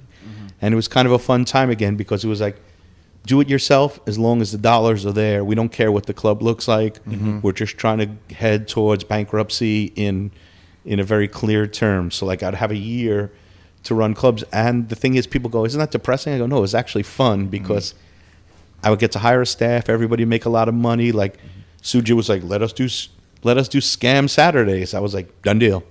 There's no pressure for you. He was like, I want to get paid X amount. I was like, done deal. That's so crazy that what so like a club would be like, look, would they say like we have one more year on our lease, or was it or we have one more year and then we can hit our good guy clause and we could walk away with give the owner the keys and not get sued for all these penalties. This is the numbers that we need to break even. This is the numbers that make us make money, and this is the numbers that really make you money and are going to be interesting to you. And then that's when you come in and you take over. I would say, listen, I want a salary. I want a tier at this number, that number. Wow. And I would be like, do you care what it looks like? And I would get to do like A-Ron and hipster parties and hip-hop parties and deep house parties. And like people would say, I want to do a Burning Man party. I'd be like, why? Who wants to go to Burning Man? And the parties they were interesting. And they were like, I got to see all these things make the owners the money that they needed, that they could get out of the club from not getting sued, and satiate my friends and do something interesting. What was the initial start of that? What was the first opportunity, or what was the first? I was getting them all the time, but I didn't understand I only understood the beginning of the club. I never understood the end of the club. Right. Like though we would stay with the club till the end, we were very loyal. I didn't understand coming in at the end and playing cleanup. But I learned a different side of the business, and I got to have fun and really make money doing it. Wow, that's cool. We're transitioning from the late 2000s to the early 2000s. How did you adapt to social media since that became the major promo instead of you running the streets? Great question. Yeah, I don't think we have adapted. No, Sort of. I mean, I use it all the time and have a great time, and I love the banter, but I'm not like. I mean, it's sort of like what Adrian was talking about. It's like, do we post that? Should we post that? You know what I mean? But you kind of have to. You know what I mean? Like, there's so many situations like, oh, you should post more. You should do this, or you should do less, and you should. I'm gonna post whatever I want. Whatever. I post too much, but I don't really care. Like, I'm not worried about the feedback. Like, I like your page because you always post like New York, like the old New York, or when something's closing, it's like. I be finding out places closes because of your IG page. And I'm like, I don't really like Raul said, I don't care. Like, what somebody do, get mad and unfollow me? Good, you're my friend in real life. When I see you, I'll hang out with you. I don't even notice. I think it's so funny. Like, I was just at a wedding in Marrakesh, and people were like, you post too many moments. I was like, you have 2 million followers. I got 5,000 followers. I don't give a fuck. People were actually telling you that? That people... social media influencers who were at the wedding were telling me you shouldn't post more than 2 or 3 moments a day. And I was like, yeah, I promote as many as are interesting to me. Yeah, exactly. And if they look nerdy, I'm a nerd. And if they look cool, I'm cool. And you know what? I've had people tell me that. They're like, oh, your songs are way too long. I can't sit through them. I'm like, it's because I like them. I don't care what anybody likes them or not. And I'm going to post whatever I like. If you like it, cool. If you don't, oh, well. It's so earnest because Raul will literally post just a bunch of records. I know. He's playing. I love it. It's the greatest thing. You're just posting records you're playing throughout the day. But that's because I'm actually playing them. I'm at home. I'm like, oh, I kind of want to listen to this. Yeah. And, actually people have told me, they're like, yo, we never knew about this record or whatever. whatever, Yeah, yeah. whatever. Like I said, I don't care. Like, I like Raul's train of thought. Like, oh, I want to listen to this record. Everybody should know this. Snap. yeah. I mean, you know, it's like, you know, like last week, for example, I went to see David Rodigan. I don't know if you guys know who David Rodigan is. No. He's pretty much like the biggest dancehall DJ in the world. Oh, is it the old white guy? Yes. Oh, okay. I know you're talking about now. So, you know, I'm like, I've never seen him. I've been a fan. My friend Jamie from the Do-Over actually put me onto him because I asked him, I was like, oh, who's like the one person you would love to have at the Do-Over that you haven't gotten? He's like, David Rodigan. And I'm like, who's that? And, you know, he's like, yo, look him up. And I did. And after that, I was just like, I went on a YouTube hole on David Rodigan. And he's this old, you know, 68. Oh, Playing shit. dancehall. Yo, my man's got dub plates from everybody, from Bob Marley on. Wow. Imagine that. Like, it's nuts. Like, everybody. I mean, he's got like shit that no one's ever had. And like, so to me, that was exciting. So I went and I was like, oh, this is crazy that he's playing all this, you know, and just like recording. And like, the story was really long. And people are like, yo, your story was way too long. But I'm like, I don't care. I was excited for me. Right. I'm not excited for other people. You like it, cool. You don't. I mean, well. isn't that what it's supposed to be about? Yeah, it's not your fun. follower. It's supposed to show the Right. inner workings of you. Yeah. Exactly. Yeah, exactly. I mean, like, pretty much, I think my page reflects who I am. I mean, if you know me, you know that's exactly how I am. You know, whether you like me or not, I don't care. But that's exactly how the younger generation views it. They view it as a controlled, like it has to be controlled. Like, And I think it should be uncontrolled. yeah. I mean, I put up 1,000 pictures of Marrakesh. You know why? Because I never thought I'd be in Marrakesh. Yeah, exactly. The same thing when I go. So I'll overload you. I'm like, I'm nerding out because I'm nerding. Yeah, it's the same thing when I travel too. I'm like, oh, I'm in Mexico City, or I'm in, you know, Paris, or whatever. You know, I'm like, I'm excited. I'm like I think me and Bill are both history buffs. You know, so we're like, I'm really into history. Like I went to school to be a history major. Me too. And so. Really? Yeah, so like, you know, I'm like, yo, this is amazing. This is the spot where this happened. You know, I like, you know, I nerd out about shit like that. Yeah. You know, it's Cool. like, yo, dude, like this is like, and so, like I said, my page does reflect who I am. You know, I'm however you see me is how I am on my page. You know, you like me, you like me. You don't. Oh well. How do you guys view nightlife now, at this stage and at this moment? And we had Sean Christie on the podcast Amazing. last week, yeah. And then I wanted to ask you guys, how do you feel? Do you think that obviously bottle service will never end, but do you think the big It's- club? It's on its way out. Yeah, You it's think so? definitely, A big yeah. time. At least I'm speaking from Miami because, you know, Yeah. it's where I'm at the most. It seems like the bigger clubs in Miami, you know, you're still gonna have your bottle service, but now, for example, you know, the difference between say Wynwood and Miami Beach, you know, you would rather go to Wynwood. They don't like force the bottle service on you. You Right. know, if you want, you could get it, But you know, I think like the kids, they want to like. I think Adrian sort of touched on it. You know, they don't want to be in a club. You know, every once Yeah. a week. Well, you they know? actually think clubs are corny. Yeah, Yeah. yeah, Like, they do. you They know? really do. The bar lounge scene is definitely bigger in Miami. Yeah. Well, Sean was saying even though it's kind of slowed down, he feels that at a certain point when you start making money, it's something that you're still going to want to do.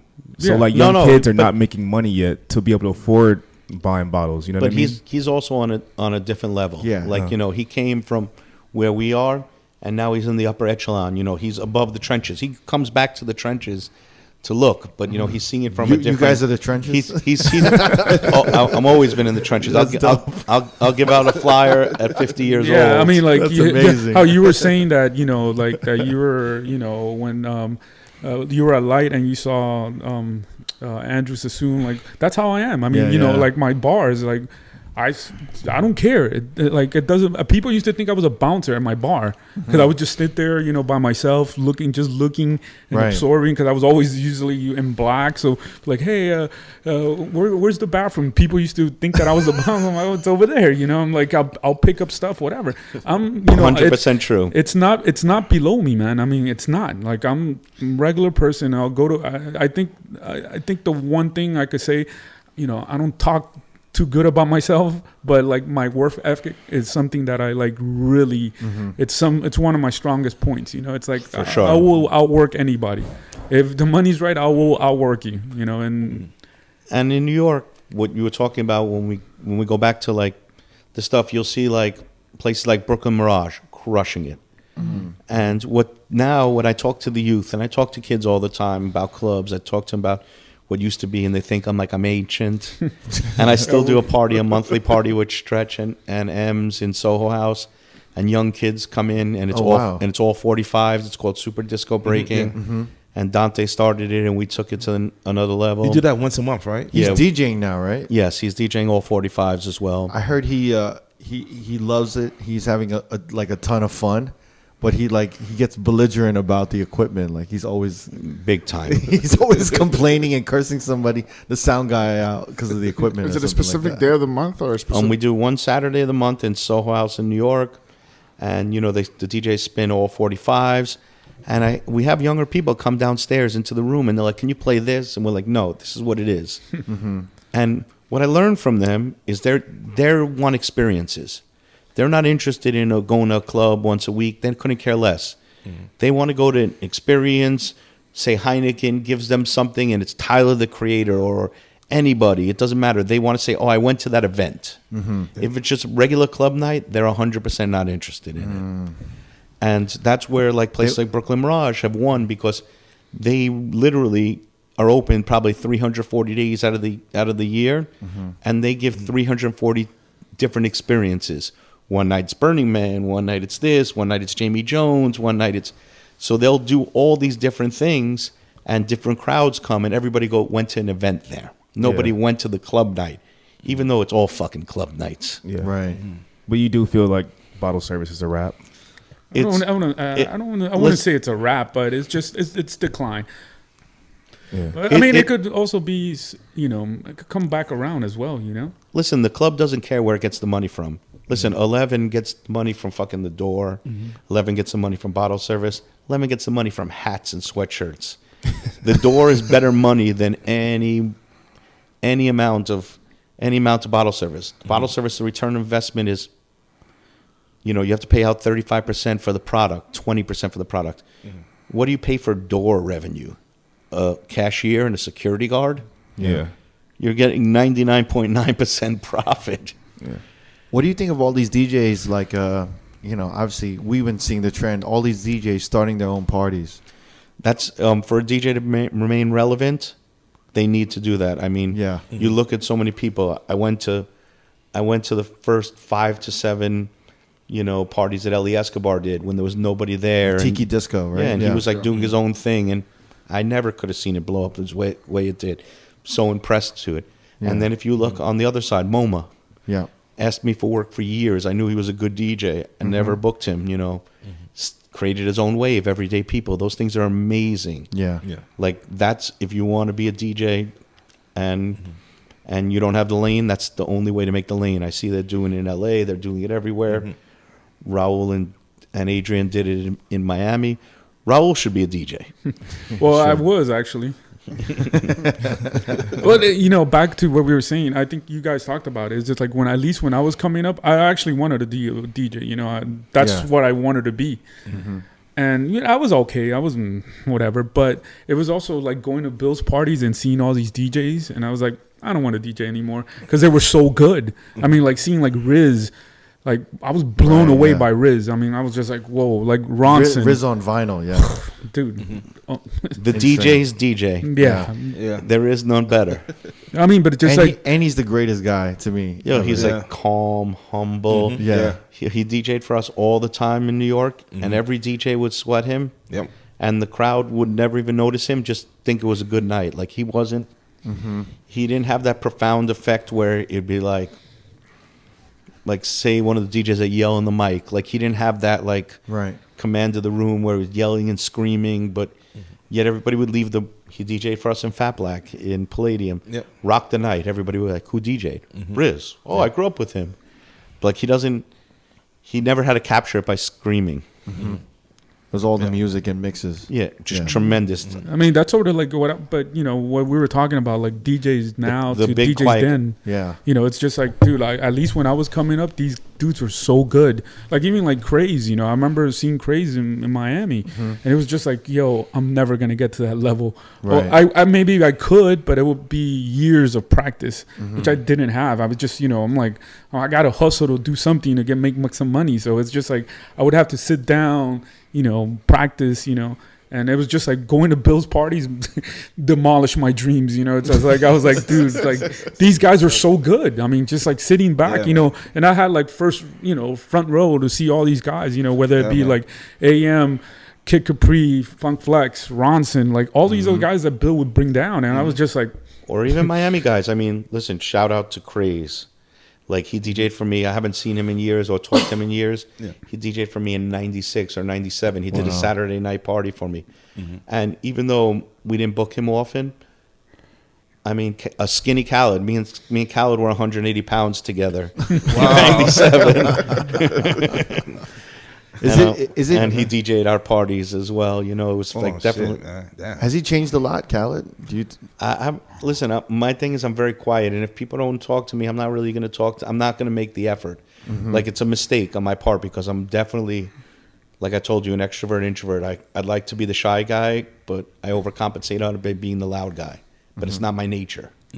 That's some New York shit, though, kind of a little bit, you know. Neurotic Jewish guy. Yeah, it's like the subway shit, you know. Like you know, don't fuck with me. I won't fuck with you. I stay in my shit. I have a quick question, Bill. Now that everybody, like anybody, can become a DJ and stuff like that, and back then you had your criteria on how to pick out a good DJ. Nowadays, what do you look for in a good DJ? Because now everybody can play the same records, right? All the hot records. So what is that one criteria where you're like, that's the dude and that's who I'm picking up?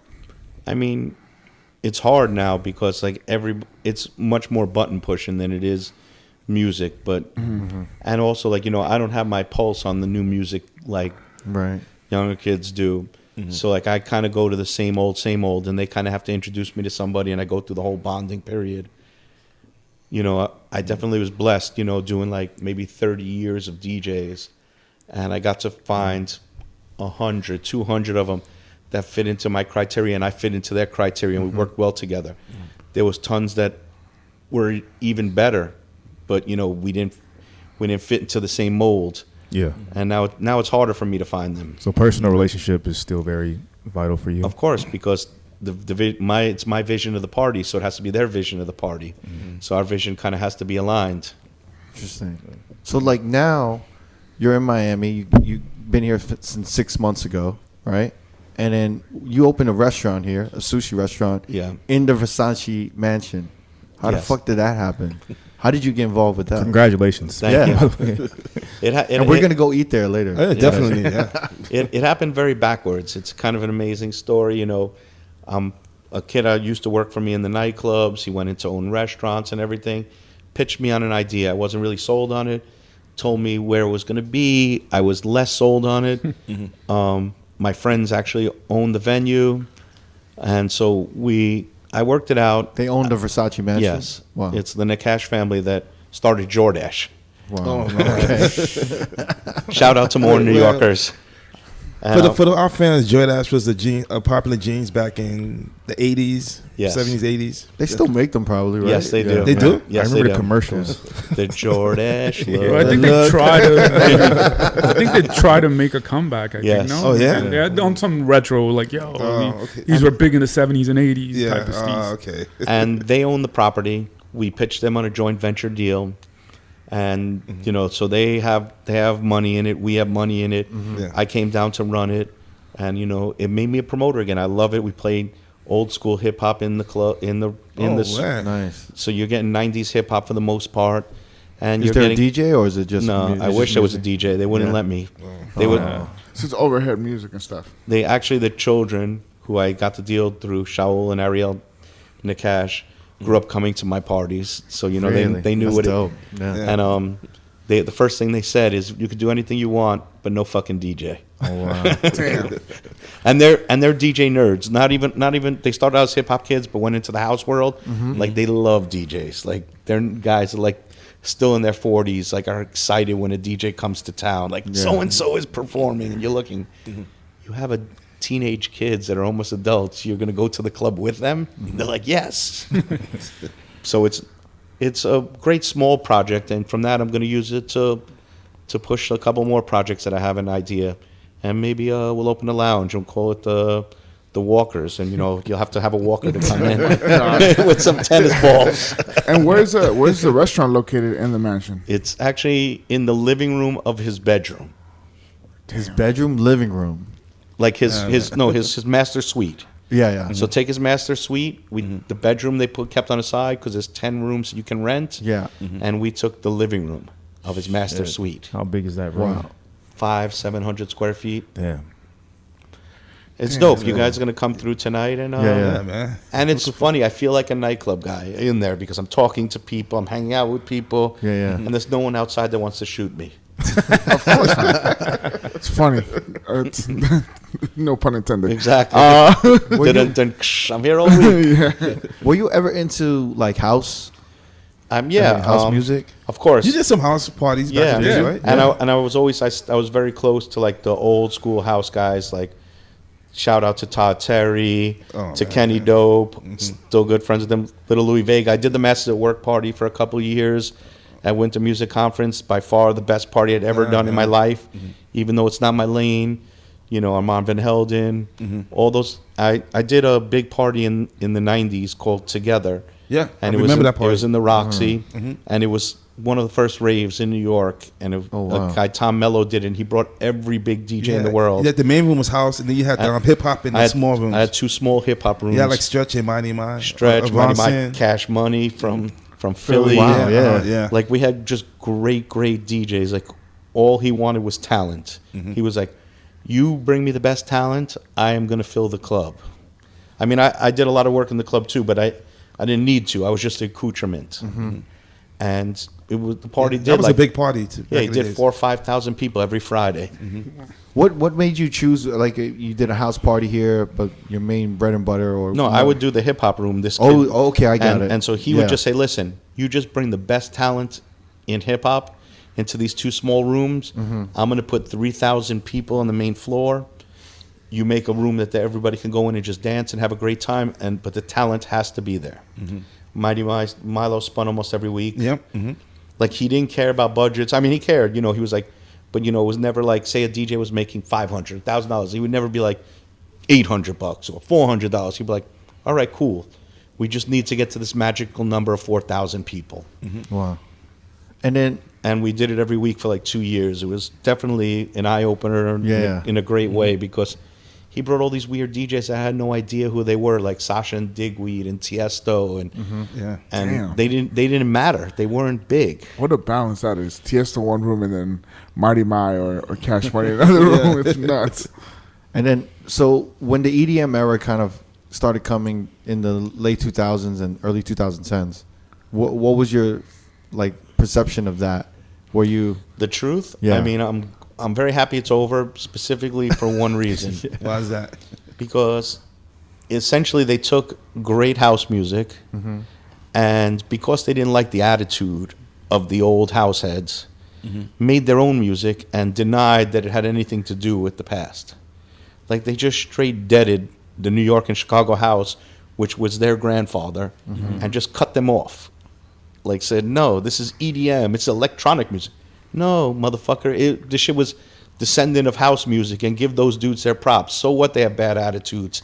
They never got money. Let them have bad attitudes. Do you see that happening with the hip hop music? Yeah, of course. Listen, you've seen it in great rappers. You've seen it in Jay-Z, taking the industry for what they did to the Cold Crush. Yeah. Yeah. Like, those dudes didn't make money. You should give them something back. Like, don't cut it off from them. And I feel like EDM just specifically did that because they didn't get love from like the old black and Spanish house dudes that that they thought they deserved. They thought they would come from Germany or Switzerland or Spain and be like, and these dudes would be like, great, you guys. Like, no, they were the gods. So you give them their props, right? And if they like you, they'll reciprocate. It kind of started the era of, like, remember the DJ used to be the introvert, and it made like the DJ become an extrovert, and it's kind of been starting to leak over to hip hop. I mean, Kid Capri's always been an an extrovert, but the majority of like regular club DJs, like working DJs, He was also an anomaly. yeah. But it was like we were all introverts, you know. We were kind of like we weren't the noticeable cool guy or whatever. So we ended up wanting to play music at the clubs, and I think with EDM it became all these extroverts, and I think actually DJing got put to the side because it became about, you know. Did they DJ? I mean, I don't know. I don't Great know. question. I don't know. You know what I mean? And shout out to all of them. You know, they eat in my restaurants, and I like them, and I'm not hating, but you know, I feel like they really just dissed like a bunch of people like that I look up to. Yeah. That's, Never to me personally, but you know, in the grand scheme of things, I feel like. but it's funny because nowadays with EDM and you feel like it's on its way out, or like what? For sure. Listen, you're seeing like the house scene, and like, you know, now there's this new thing, deep house. Yeah, techno. I was like, wait, what you're playing is not deep house. Deep house is old soulful house that you would hear in Paradise Garage. Yeah. I mean, I think also like people, the same thing with like, you know, it was like, oh, I like techno.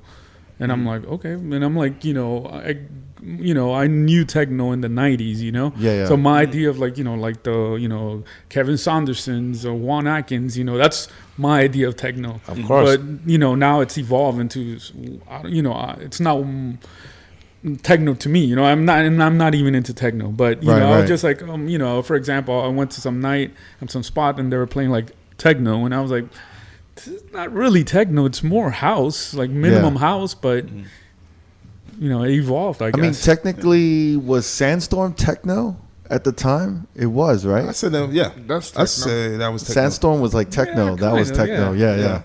And then Hold on. it seems to be like the new wave of techno and deep house.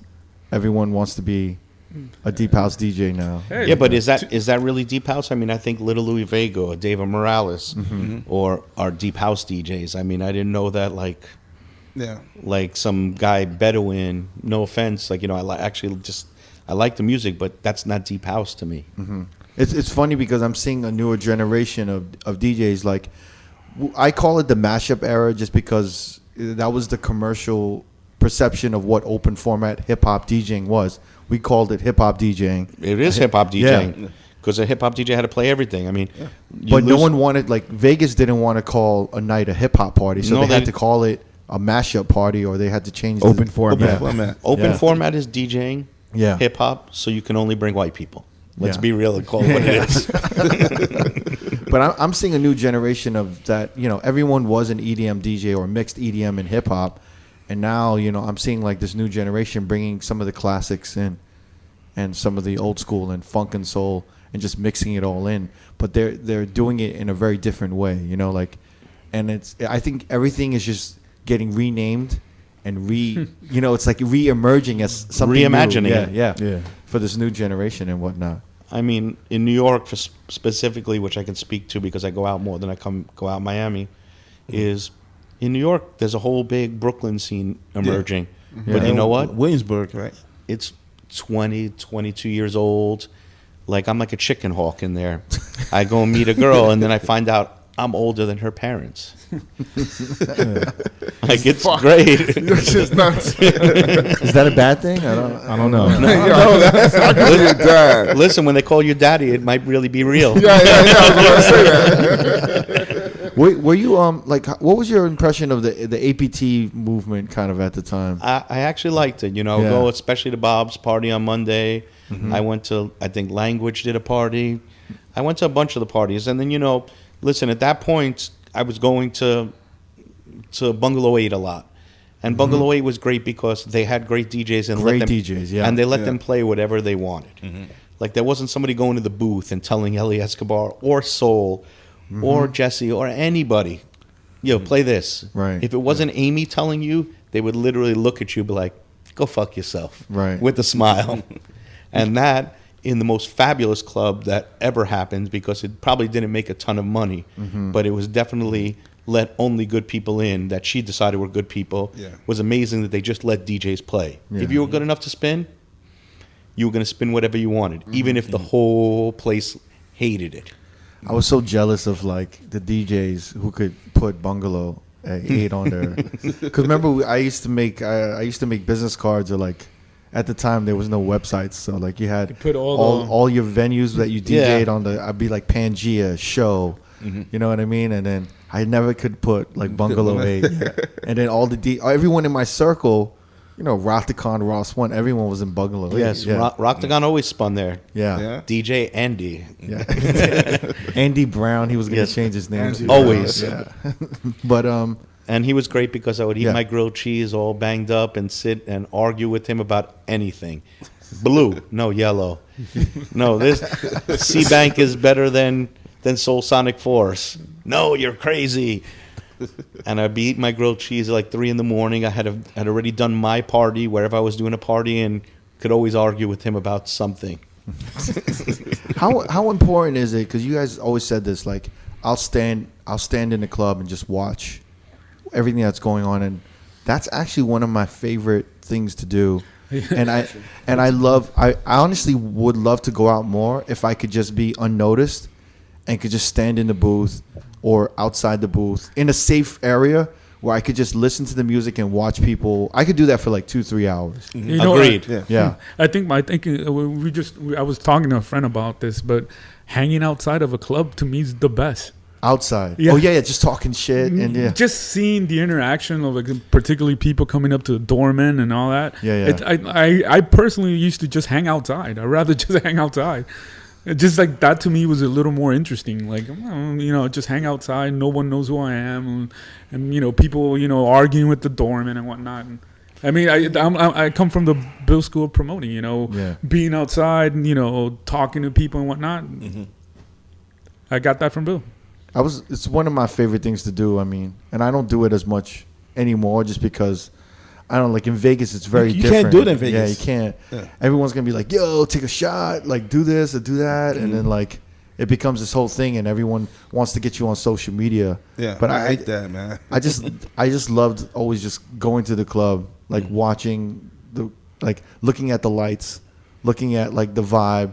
How like the people that were there and the DJ, how Enjoying they the music. It is the most important thing. Watching a DJ control a room for 2 to 3 hours and seeing how he took it from up, down, left to right, and just being like, wow, like, you know. It's funny. I've always, the irony was never lost on me. Even when I was at my biggest and my smallest, I would do what you did, and I would sit there and watch the whole thing, and I'd be like, wow, I was part of this creation. And I was like, better than that, everybody's having a good time. Great music is being spun. Everybody's making money, and I made a living out of this. Yeah. Like I would literally leave like on good nights, and that was my thought of everything. People didn't need to know my name.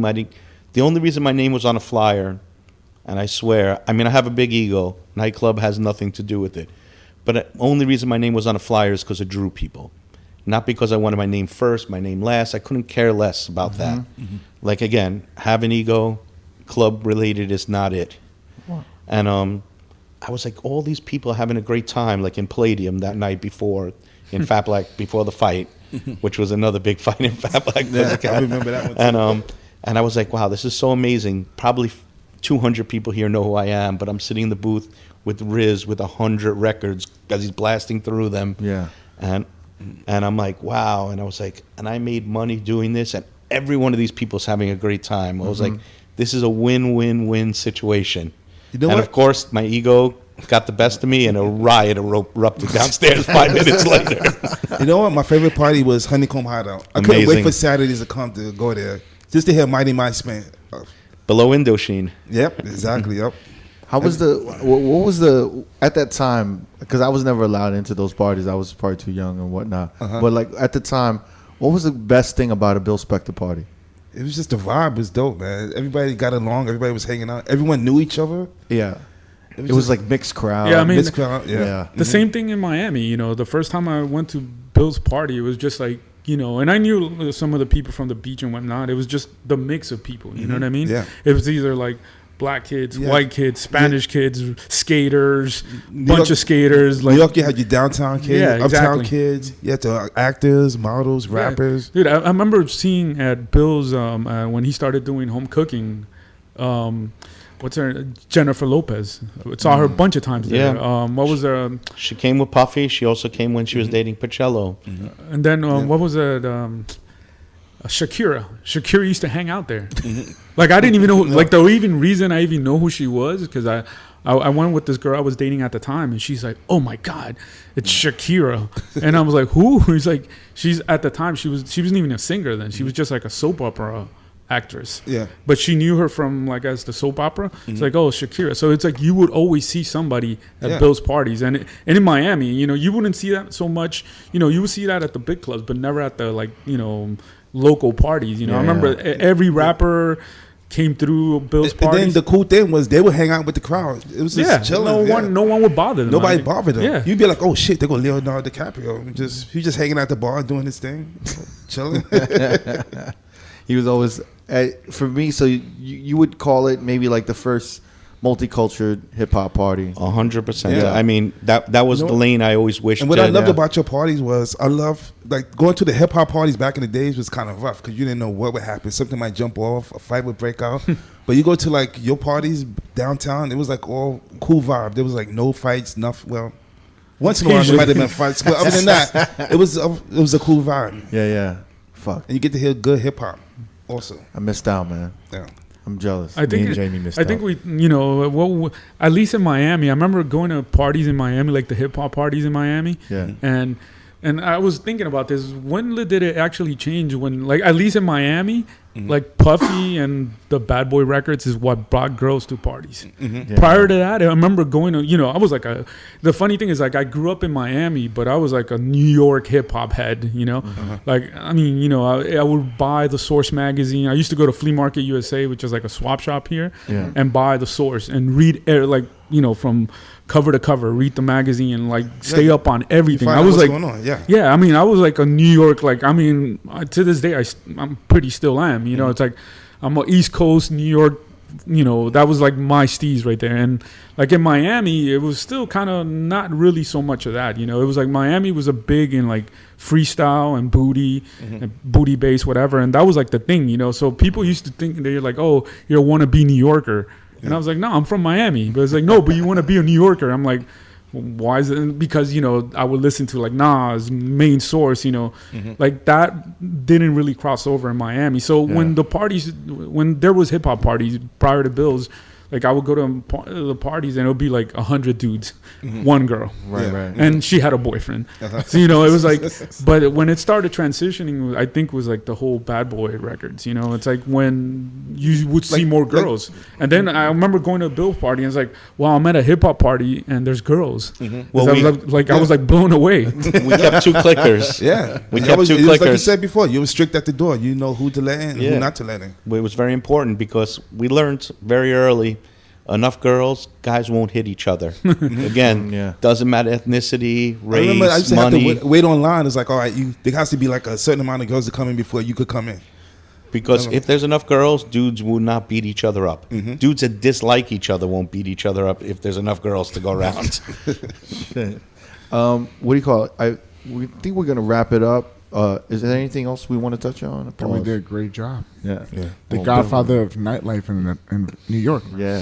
No way. Peace to the gods. Peace to the earth. I don't know. It's kind of hard to top that resume. He just dropped the whole 2 hours right now. That shit was incredible. We're about to wrap this up. We're gonna go eat at Bill's restaurant. Sushi by Boo. Versace man. In the living room. But I'm really looking forward to the next projects that you're gonna drop. I actually have something up my sleeve. I mean, it's a big sleeve these days. Hopefully, I get a little skinnier, but it's a nice sleeve, though. Nice shirt. Yeah. I'm trying to get loud. Well, Peach Fuzz.